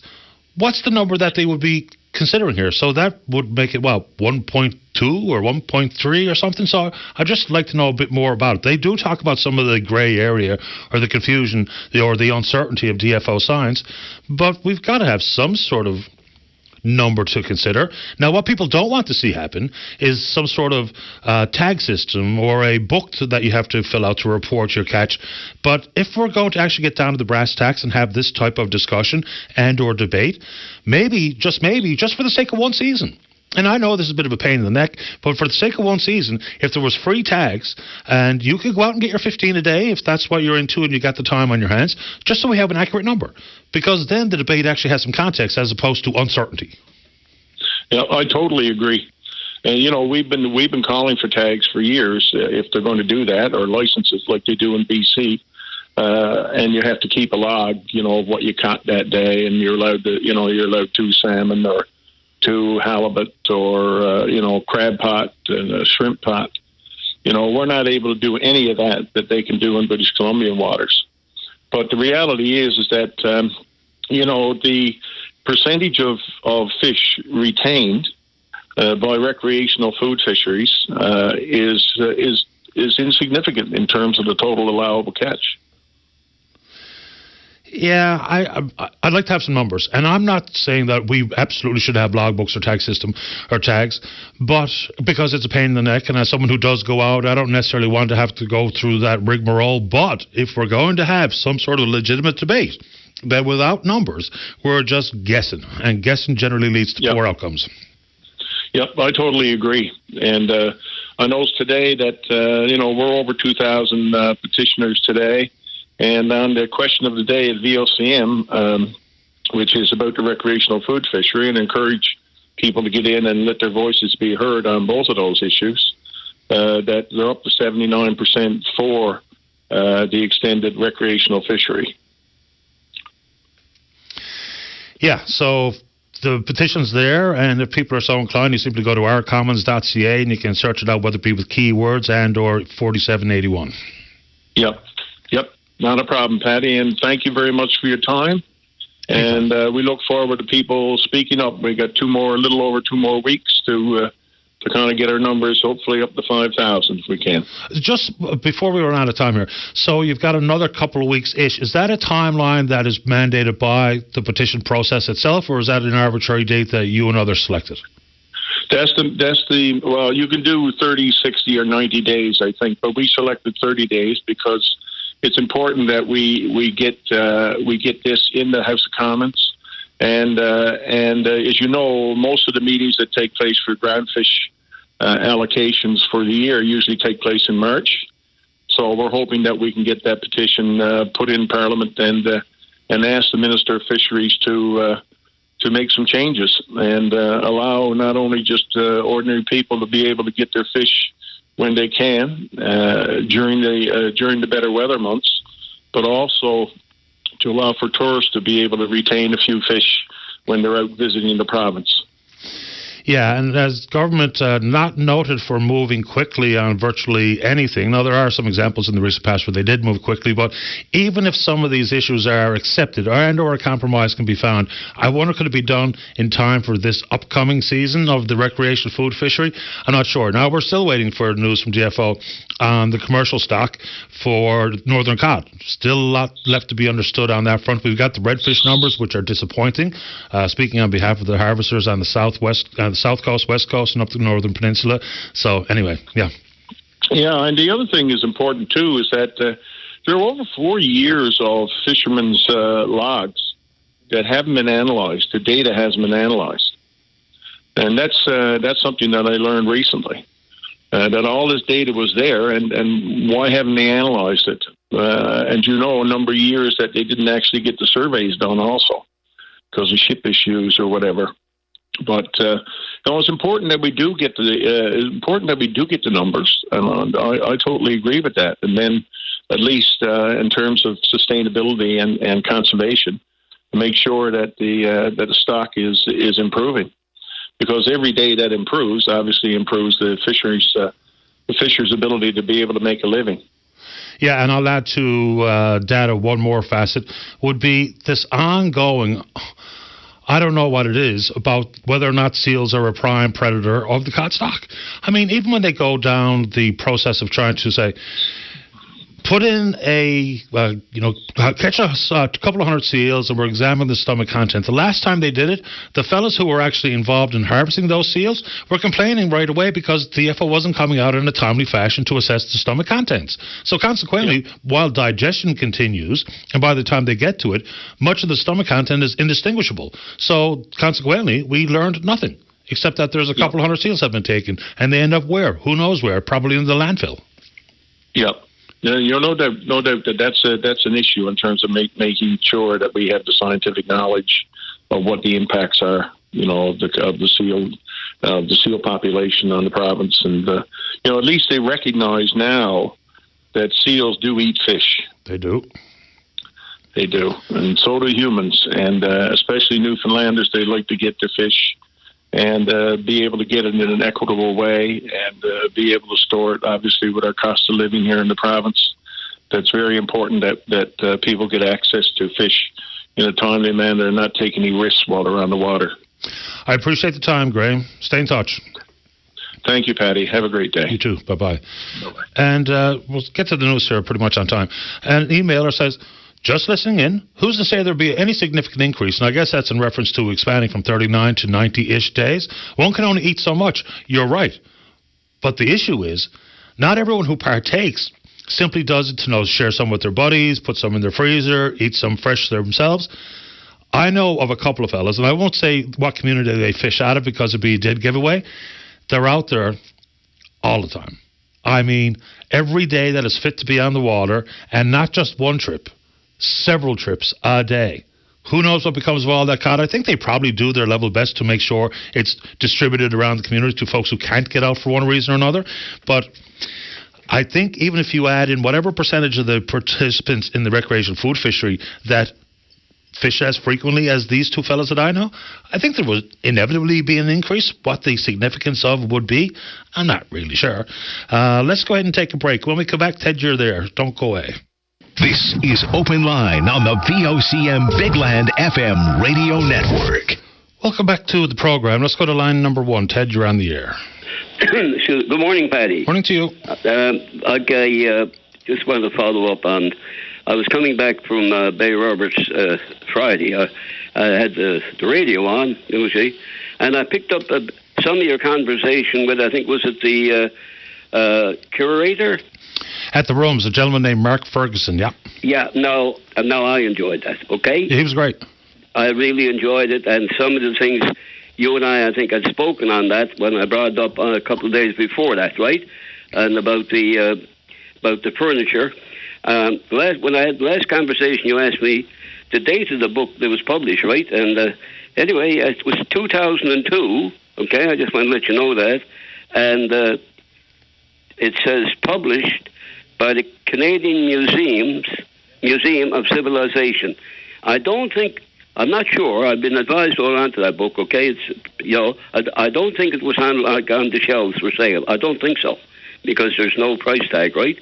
And but you asked me the date, and anyway, looking through it, and I smiled at it, and I said, I'll go to call and give Dave that, because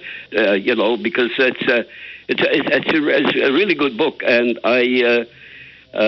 anyway, I was listening to on the furniture, because I told you I'd purchased a couch, right? And I really like it, right? But in the meantime, my friend there, Wayne George, right? I was talking to Wayne Saturday, and he was going to be good enough to take a picture of the couch and just send it in to you, because I don't have emails or none of that stuff, right? I didn't know I'd go about that. So if you see this old gentleman sitting on the couch, you'll know it's me, right? But it's a good one. So, and did you say it was published by the Canadian Museum of History? Yes, no, Canadian Museum of Civilization. That's what's written on the bottom. Okay. I'm not even sure what that is. Okay. No, I don't. Well, I don't. First of all, I got to thank, my friend there, Walt Mercer, the auctioneer guy.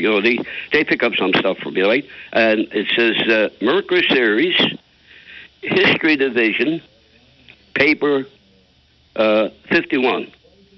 Now that should be a little bit of out for you. And on the top, like I said before, it's called The Dynamics of Outport Furniture Design, Adaptation, and Culture.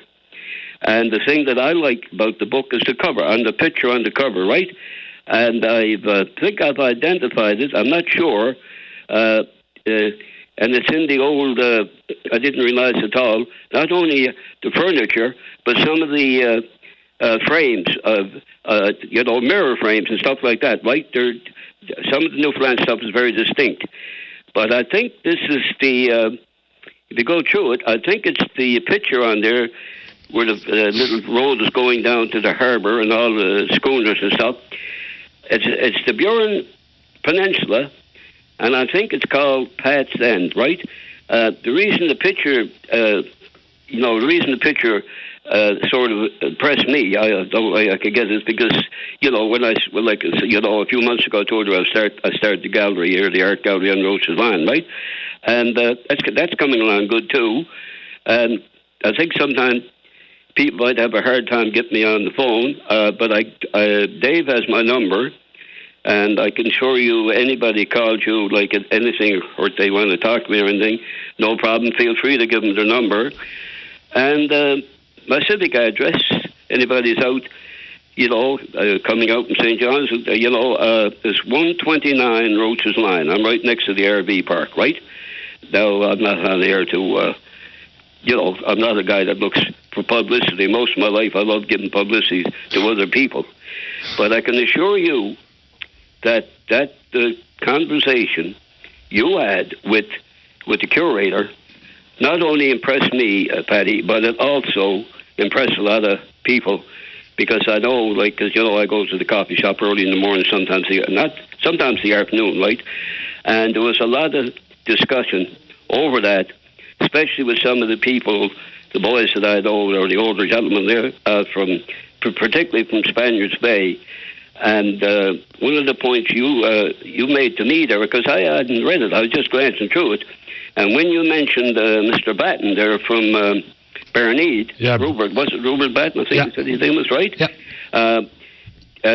You were really on top of it there, because apparently he was quite the, where you take the old type stuff, and get it, what do you call it, upholstered and things like that, Well, refurbished, or Yeah, and I think I said to you, when I say something, I mean it. If I take an interest in something, I like to, like I said sometimes, I like to do my homework, I like to get it, and I'm looking forward to getting over to, hopefully, to the museum in Portagrave, I think it is down there, and because I think there's a piece of furniture down there by Mr. Batten, and I think there's also another piece by a guy by the name of Joyner Daw. That'd be a nickname. I think it was Ned Daw, right?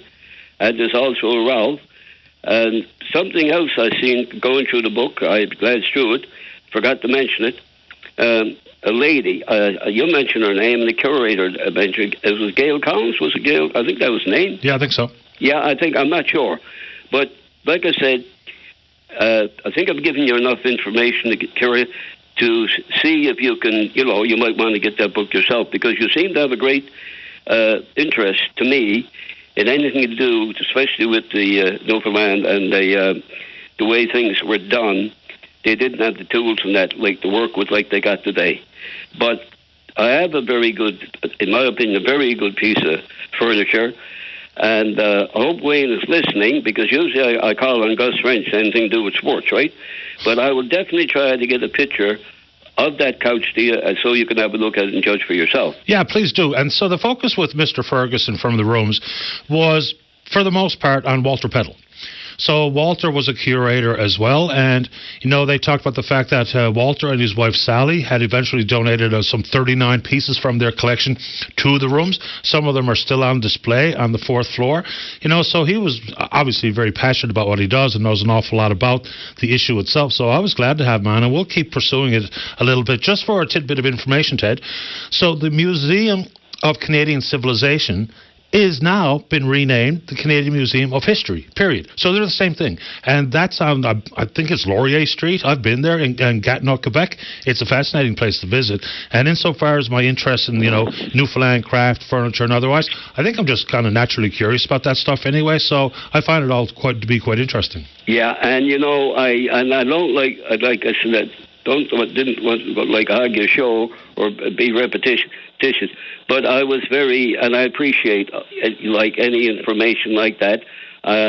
There's a lot of quite a few places now. I think there's some great stuff. When you had the book, you know what I'm saying. In Upper Island Cove, some of the stuff you'll see it'll just say private collection, right? But there's some beautiful stuff out there. But before I go, I have usually every day around 11:30 I drop down to Fred's the one to get an update on what's going on in the stocks and markets, things like that, right? But I did lose last night. I put $50 on San Francisco. And I should have listened to you and went with my homes, okay? Well, I wonder what the total gambled. Sometimes we get a number from the United States itself, how much has been gambled on the Super Bowl, and the number is enough to blow you away every year. And last night, some of the the projections or predictions were that there would be more money gambled on last night's Super Bowl than any previous Super Bowl in history. Yeah. And some of the money, like some of the tickets at the 11th hour, were like $9,000 for a ticket. If you wanted a private suite in the arena itself, it was $2.5 million. Amazing. That don't mind me, but I say this to you, joke matter. I done pretty good during the regular season on the football, right? Okay, hit or miss, right? And but like Mahomes was good. I watched the game. I didn't watch the halftime show, to be honest with you. I didn't watch that. I switched over to for 15 or 20 minutes to the local station there, Eastlink there. They had a program, and I really enjoyed it. It had to do with the indigenous people and stuff like that, right? Killing time. But I did watch all the game. A bit draggy this morning, and once again, thank you. Thank you for everything like that you've done and any help. I will try to get that picture to you. And I'm going to see if I can get my money back tomorrow night on St. Louis. I think they're going to knock the heck out of the Leafs there tomorrow night, okay? St. Louis looked good yesterday as they clobbered my Canadians, but anyway, that's it. Yeah, your Canadians, your Canadians, they're not too bad. They're like, it's like everything, right? It's, I don't know. I can't see any outstanding team the year. I don't follow as much as I used to, but the good Lord willing, I might try to watch a bit of the New Jersey game tonight. I might. I'm not sure. I don't follow as much as I used to, but I try to keep up to date on it a bit. And anyway, when the playoffs comes, I'll give you a call and I'll make a prediction on who we think is going to go. Who's going to go? I don't think the Leafs can get out the first round. I'm going to say that right now. Well, they've got a problem in the net. They've certainly got a problem on the back end. So they got another problem too. They got Riley. You said is going to be probably facing a suspension. He's got a hearing or something today, right? When you have an in-person hearing, it's a minimum of 5. So he's gone for a while. That was look. What Kachuk did deserves a smack, but a cross-check to the shoulder or the head area is always going to land yourself in hot water, as opposed to just drop the gloves and take your chances, even though Kachuk would probably school Riley pretty quickly. It's just, an emotional knee-jerk reaction that's going to cost them financially and cost the team, because he's far and away their best defenseman. Don't lose. No, he's got the best they got. And like your Montreal team is good on times, okay? And right. But don't remember they last won the Cup. I think it was 92, 93. But the Leafs have been rebuilding since 1967. Now I'm 85. I don't know if I'm going to live long enough to see him win the Cup. Well, I wonder will Matthews hit the 70-goal mark, because he's something else to watch, man. That shot is second to none. I got to get to the break, Ted. I appreciate the time. He doesn't come through in the playoffs. No, he doesn't. Dawson Mercer got more points last year in the playoffs than Matthews. Dawson went into New York there, won the game, and picked up 3 points. He's not doing as great a year as neither is New Jersey, but we'll see what develops, okay? We'll see. Stay in touch, Ted. Thanks for your time. Thank you, Paddy, very much. Yeah. You're welcome, sir. Bye-bye. All right, let's get to the break. When we come back, Jamie is a professional fish harvester. He'd like to offer his comments on what the food fishery conversation sounds like. Don't go away. This is Open Line on the VOCM Big Land FM radio network. Welcome back to the show. Let's go to line number 3. Jamie, you're on the air. Good morning, Paddy. How's it going? Top shelf this morning. How about you? No, doing pretty good, man. Pretty good. I've been watching the news and listening to the Open Line show regularly the past week, and listening to the recreational fishery comments and the petition that's going around. But it doesn't seem to be many numbers or hard evidence of numbers and facts and what's coming ashore and what's allocated to the recreational fishery. I don't know if you've heard any numbers or anything that you could pass along. What number in particular are you looking for? Well, I know I attend a lot of meetings with DFO and represent some fish harvesters and stuff. I fish in 3PS Placentia Bay, and 3PS area takes in Fortune Bay as well. And I know for a fact there's 100 tons of codfish allocated for removals that are not recorded. So 2,200 pounds in a ton, 100 tons, there's 220,000 pounds of fish allocated that is not recorded by DFO. So I'm a professional fish harvester. I know when I leave the fishing grounds, I got to call the FRC.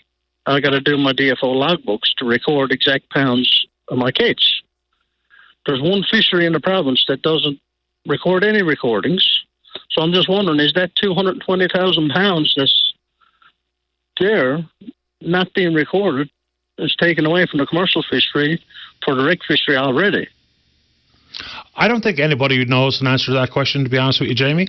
Now, since I mentioned logbooks or tags this morning, I've received a few digital swats about, asking for people to have to do more to get what is their God-given right, all those types of emails I always get. But if we want to have numbers to questions like yours, then there's only one way to do it, is to have a formal reporting of how much fish is taken. Because until then, we're just going to be guessing and debating about hypotheticals and numbers fluctuating between 1% and 2% and all the rest of it. So I get it. When I go out, I don't necessarily want and love the idea of a logbook or a tag system, but at least then, for once and for all, we'd have an accurate count about how much fish is taken in that, whether it be 39 days or expanded recreational food fishery. Yeah, you're 100% right, Paddy. In 3PS now, we've been on a downhill decline in our stocks. We were at 13,000 tons a couple of years ago, and last year we were at 1,300. And even at 1,300 tons, there was 220,000 pounds set aside for fish that's not recorded. And like I said, the only fishery in the province that's not recorded is the food fishery. So there's 220,000 pounds set aside already. That's facts. I can probably get you paperwork on that, but DFO released that in meetings that there's 100 tons set aside for non-recorded codfish. Well, you know what? That's the first time I ever heard that. Well, that's true. That's fact. There's 220,000 pounds, and that's only in two bays. There's Fortune Bay and Placentia Bay. So it's 110,000 pounds per bay. So if you take in St. Mary's Bay, Bonavista Bay, Trinity Bay, Notre Dame Bay, White Bay, if that's what's allocated in every bay, we're almost up to 1 million pounds for unrecorded fish. And now we're trying to get more, and it's been taken away from the commercial fishery, 100 tons. Last year, 3PS could have been at 1,400 tons, but we were only at 1,300 tons because there's 100 tons set aside for non-recorded. I'm going to have a look and see what I can find on that front, because that's the first I heard of that. Well, that's true. I was in a meeting about 2-3 weeks ago, and we're trying to get a little increase in our cod and 3PS, which I'm not sure the numbers we're going to get, but there is going to be definitely 100 tons taken off that number for the commercial fishery for non-reported codfish. So we're losing 220,000 pounds, same as last year, off our commercial quota. Just because it's non-reported, there's no logbooks for it being reported. So I'm all for the food fishery. I think it's great. Boat sales, trailer sales, gas stations, and even for families to get a meal of fish and get it on the water, I'm all for it. I've participated myself. But when it comes to taking from one, as in the commercial fishery, to give to another, you're walking a fine line there when it comes to that, I think. Where do you think I might be able to get put my hands on a document about that stuff? Unreported catch. You would have to reach out to White Hills DFO. So I just have to go to them. It's not published somewhere. It's probably not public information. Okay. But I've seen it with my own eyes, and that's why I'm on the call. Like, people are saying, "Oh, we want more fish, more fish." But how much more than 220,000 pounds do you want? Yeah, I don't even know how they come up with that number, right? Because if we're talking about something that's unreported, how does anybody even decide what would be set aside as an unreported total? It just sounds like we're chasing our tails here a little bit. Yeah, so but that is 100% fact. There's 100 ton just for 3PS. So how many tons is allocated for 3L off St. John's, St. Mary's Bay, Conda Vista, Trinity? Is there 100 ton each bay? Is it 50 ton? But I know for a fact there's 100 tons set aside in 3PS. And that's the only fishery that's no recordings involved is direct fishery. So the 100 ton must be set aside for that.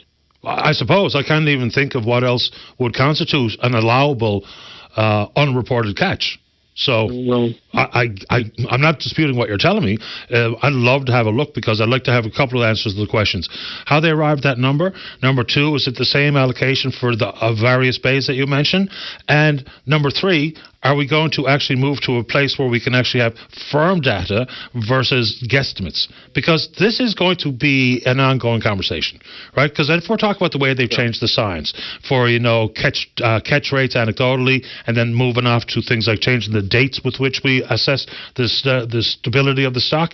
So if this is true, and if it's as much as you say it is, in just one bay alone, then that's a lot of different layers of the conversation which are currently missing. Yeah, it is, and I think a lot of it is politics too. Of course. More people on the bandwagon, get the votes going for the PCs, and I'm all for that too. Like, if I was in the PCs, I'd probably do the same thing, right? If I'm trying to get votes, but don't take from the commercial fish harvesters to give to somebody else. Like, we're struggling as it is. Like, I can't, in the summer months, I can't sell a pound of fish, the fillets, to locally. Because you see on Facebook, fillets, skin the bone, $3 a pound. Unclassified, salt fish fins, fillets, skin the bone, $3 a pound. I can't sell fish for $3 a pound and make money. I'm after trying it. I can't do it. So the local market for commercial harvesters is pretty well gone in summer months. And now we're trying to allocate more. People are lobbying for more fish. And I'm for, the tourist industry, I love it. Excellent industry. But when you're trying to wobble that line between commercial fishery and tourism to get fish, I don't know. It really strikes home for a lot of people in our industry. Right? I'm going to do what I can this afternoon to come up with some of those numbers to the issue you brought forward this morning. I really appreciate you doing that, and I appreciate the call this morning, Jamie. Thanks a lot. Thanks, Paddy. If I get any information on paper or anything, I'll email it off to you. I appreciate it. Stay in touch. All right. Thanks, everyone. You too. Bye-bye. All right, let's take a break for the news. When we come back, Barry wants to talk about the same issue. Then we're going to talk housing, and then whatever you want to talk about. Don't go away. This is Open Line on the VOCM Big Land FM radio network. Welcome back to the show. Let's go to line number 4. Say good morning to the leader of the NDP. He's the member for St. John Centre. That's Jim Dinn. Morning, Jim. You're on the air. Good morning, Paddy. Thanks for having me on. No problem. I just want to talk about a subject you've heard me talk about before, housing, but I've been thinking an awful lot about the Comfort Hotel and the $21 million that's allocated to it over the next 3 years, and I'm more or less, especially in light of some of the conversations that I've had in the last week or so about whether it would work and whether the money could have been spent in another way. And part of it is two things in terms of the supports and maybe a more permanent solution. And I'll start with wraparound sports. You've probably heard me talk about that on numerous occasions as to what that would look like, and that's one of the key questions as to how this I hear the talk about staffing, what that's going to look like. I know that in the community, I've been on a number of regarding a number of people who are put into housing outside of this. What would cause me concern as to what wraparound supports look like, and it's causing significant problems for the people who are in need of them, and for neighbors as well. My idea of wraparound is more or less having maybe a place similar to Indwell and the mainland, similar to other places, similar to even Stella Circle, that would have staff there and trained staff throughout most of the day and staff at night as well. But I guess I'm just concerned that in the end, if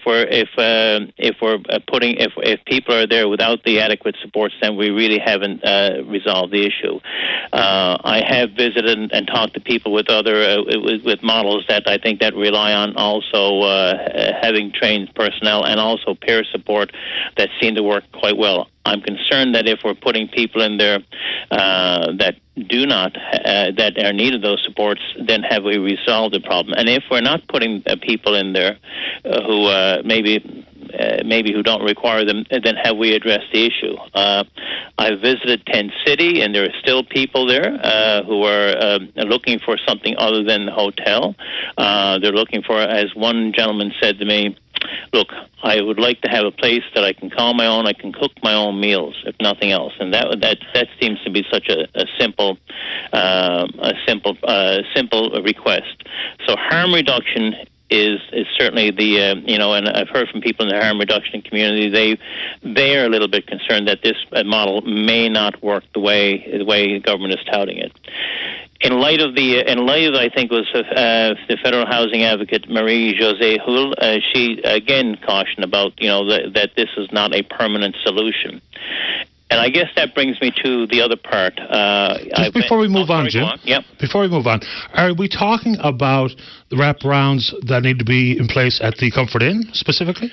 I would say, well, that's what I'm trying to find out who is going. That's what I would like to know exactly. I've heard that there's going to be staff there, but who are they and how many? That's the first thing. If we're going to have about 140 rooms, I've had people who are like some of the issues I'm dealing with in the community, and this is what's got me concerned, is that you've got people, for example, who are in a housing situation, and maybe someone checks in with them once a week or once a month, but that's not sufficient for them in some cases to keep them housed, and also to make sure that the people in the neighborhood are also able to enjoy the quiet enjoyment of their homes. So, but the key thing is about making sure that people remain housed. So that's as to whether, for example, are there going to be what services are going to be provided. There's concern that it's on the outskirts of the city about having access to services downtown. So I'm just hoping, I do hope that there's an actual plan to, other than to have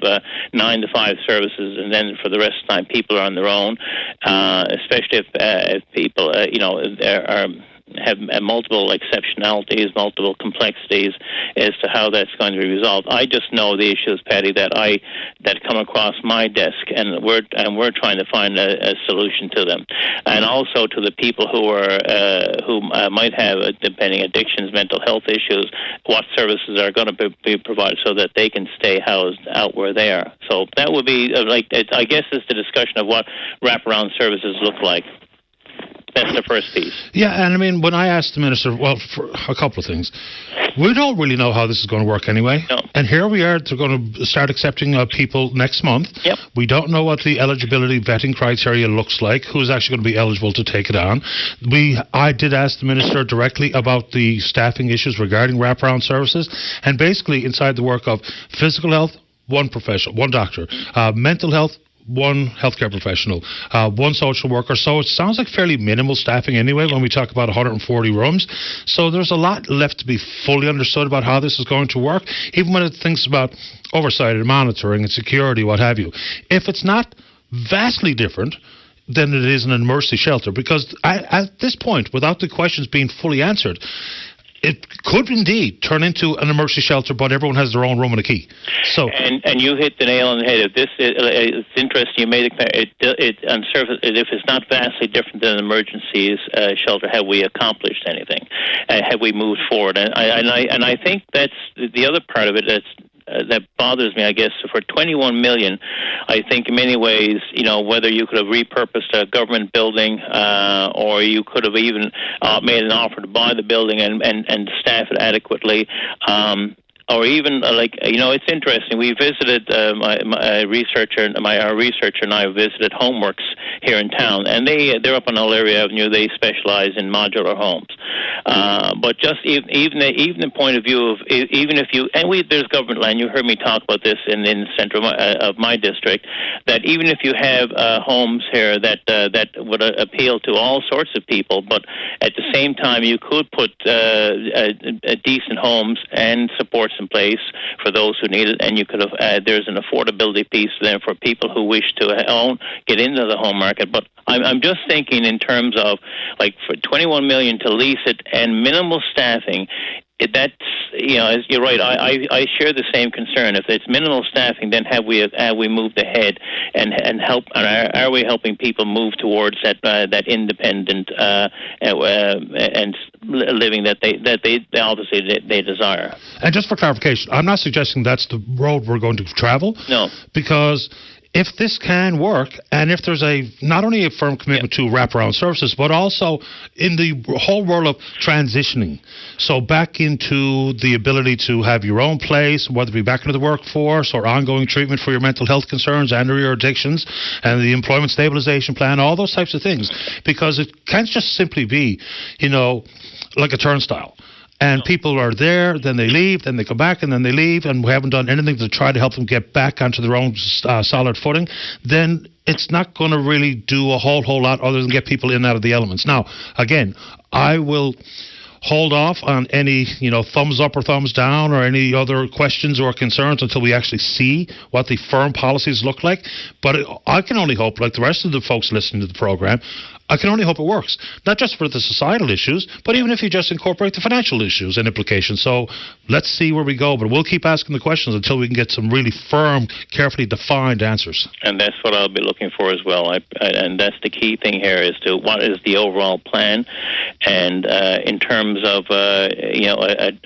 addressing, having a plan for people to move into a place where they can be stable. And I'll make no mistake, Patty, at some point, some people are going to be totally independent on their own, but others may always need some level of support.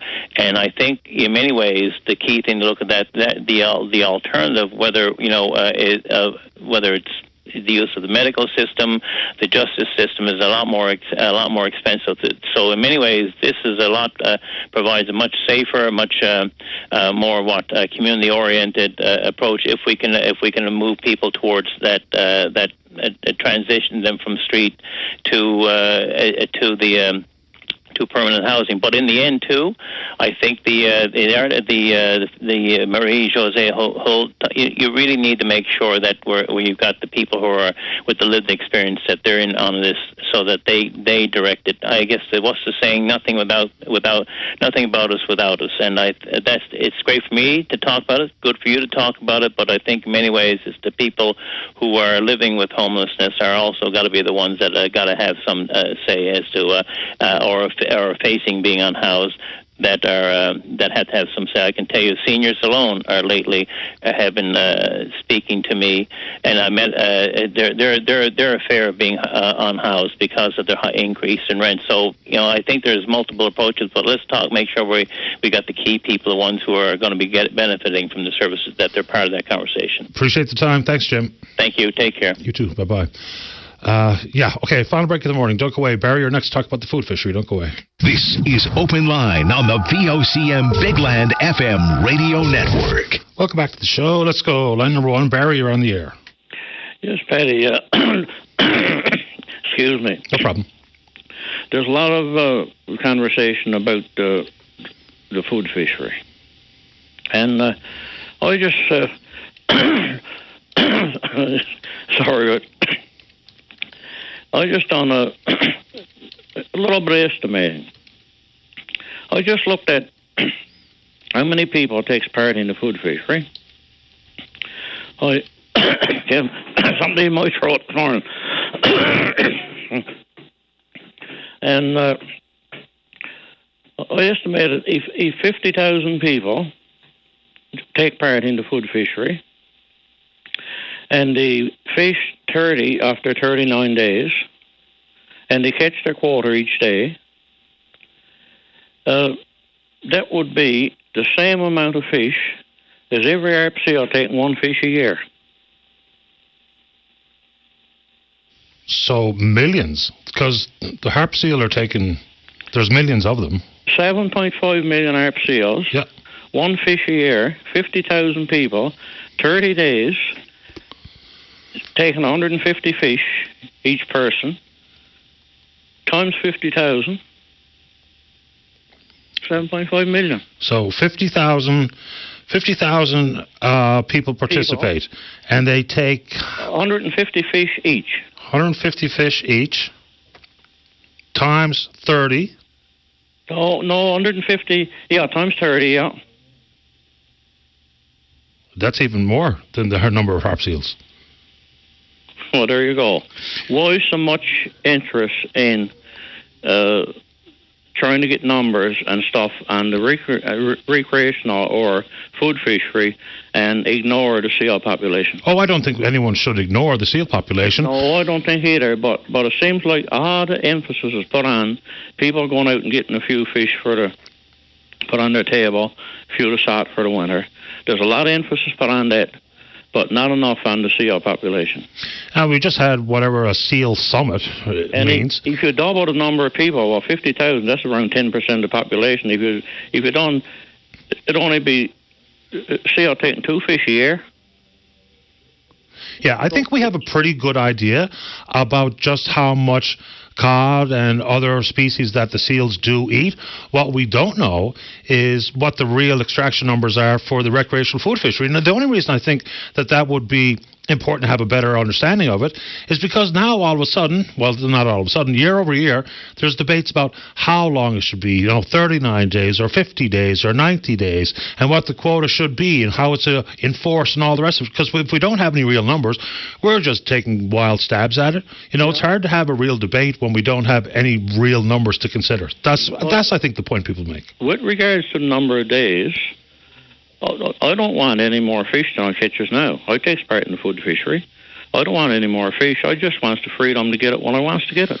I get that, because unfortunately people make bad decisions, and some of those bad decisions are going out when you have time, but the weather's not great. And I see it all the time.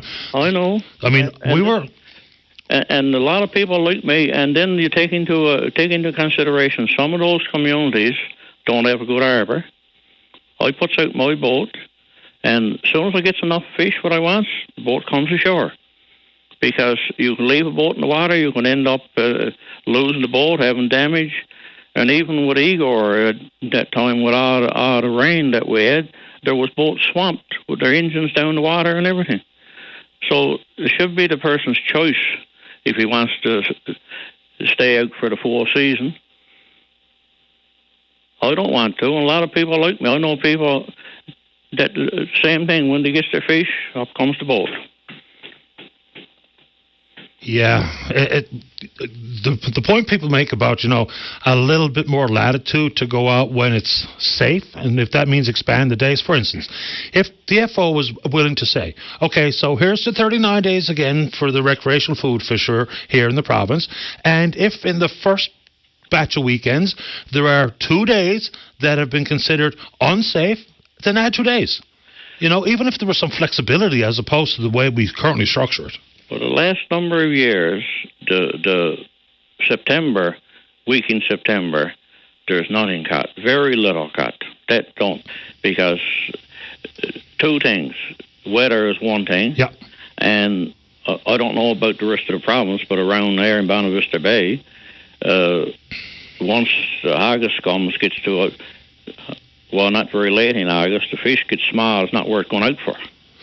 We get a big fish on the first of it, and that's it then. That's it. So it might not be like that all around the island. I don't know. Oh, most of it. I mean, I've never been out in the fall. No. And I don't even keep my boat in the water. The boat in August month, up she comes.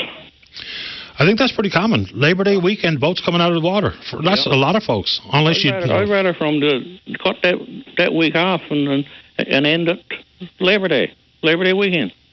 Every day till Labor Day weekend. I'd rather have that than the way they got it now. Yeah, it makes a lot of sense. I appreciate making time for the show, Barry. Thanks for calling. All right, thank you very much. Take good care. Okay. All right, bye-bye. All right, final word this morning, very likely goes to line number 2. Caller, you're on the air. Hi. Pat. I'm just hoping to get some advice from you. So in September, my mom ended up having my 2 nieces come and live with her. Originally, they were in Alberta, but my brother has succumbed to drugs. He's on the streets with a severe addiction. So they were sent back to live with their mom. They lived with their mom for about a year and a half, and their mom also is a severe drug addict. She ended up getting evicted from her apartment, so she dropped her 3 girls off with her mother, who only had a 1-bedroom apartment at this time. So they stayed there with her for 4 months, and then the 2 younger girls begged my mom to take them in because they were having to take turns sharing a bedroom. So because, well, there was no bedroom, it's actually a laundry room. They were taking turns sharing a bedroom, and they weren't comfortable. So my mom agreed to take them in, but my mom is a senior. She's on her old age pension. So the other grandmother was in contact with CYFS to try to get support for the girls, and my mom did as well. We've been in talks since September trying to get support for the girls with nothing being done. And I don't know where to turn. Like, I've contacted the Children's Youth Advocate worker, and I keep getting the same turnaround, like, just be patient. First it was that they needed their mom's signature on the paper to get a kinship program going. And so I contacted their mom because they also need severe dental work. So one girl was taken to the hospital with abscesses on her gums, and they said to get them in right away to see a dentist. So we did that, and she needed to get dental work done. My mom just doesn't have the money. Like, on an old age pension with everything increased, it's a struggle to take care of 2 teenage girls as it is. I'm just wondering if you have any advice of where I could turn next, because right now it's a struggle. Where to go? So is your mom wanting and willing to keep it, for starters, just because there was a lot of different moving parts there, how many children are living with your mom? My mom only has those 2 girls. My mom is 78 years old. So she now has the 14 and 15-year-old with her.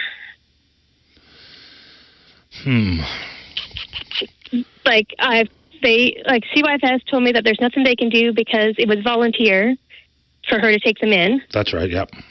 But we explained, and so then they told me that if I could get the mom's signature, then they could start a kinship program. I got in contact with their mother, and I said, things need to be done. And she said, well, I'll go up and sign the paper, but I need money to get up there, and I need to get a couple things done. So I said, how much money do you need? Because at this time, I'm giving my mom $200 every 2 weeks to help her pay for stuff. So she said she needed $1,000. I told her that I couldn't afford to give her $1,000, that I'm helping support her kids at this time. So she said, if you give me $500, I can get up, I can get someone to drive me back and forth, and I want to go see the girls to get them a birthday gift and stuff, because she hasn't seen them barely since May. So I said, okay. So I talked to the worker, and I explained to her that she asked me for $500. I'm willing to give it to her so she can get up and get the paper signed. I said, is there anything going to come of that? I said, because I don't want to do this if it's going to be anything come of it. She said, absolutely not. As long as we get her signature, everything is good. I give her the money, get her up. She gets the paper signed. My mom goes in to get the paper signed, and then, again, it's not going through because they consider it a bribe. I said, my mom had nothing to do with it. I'm like, I'm the one who's paying right now, and I can't afford to keep paying because my hours have been cut. And I'm like, and mom's struggling. It sounds like a terrible situation. An exact pot of money you could have access to, off the top of my head, I really don't know, but I know someone who does and can probably answer this question. I'm going to try to recreate the conversation with a friend of mine who is pretty good at navigating provincial support monies, and if I can figure anything out, I have your number, or Fance has your number. If we can get any advice either from a listener or I can get advice from my friend who helps navigate the provincial monies, I'll call you back. Because we've already done the route for the child tax credit. We've submitted the application. Unfortunately, there's someone else is already getting the money, and there's 16 other applications that have been put in, as we were told. So we still haven't been able to get that either. So Let me see if I can figure it out. Frustrated. Yeah, I understand entirely. Let me see if I can figure something out on your behalf. Okay, great. That would be wonderful. Yeah, I'll see what I can do. Thank you. Thanks. That's a tricky piece of business because off the top of my head, I don't know where that pot of money exists. Anyway, good show today. We will indeed pick up this conversation again tomorrow morning right here on VOCM and Big Land FM's Open Line. On behalf of the producer, Fonz King, I'm your host, Paddy Daly. Have yourself a safe, fun, happy day. We'll talk in the morning. Bye-bye.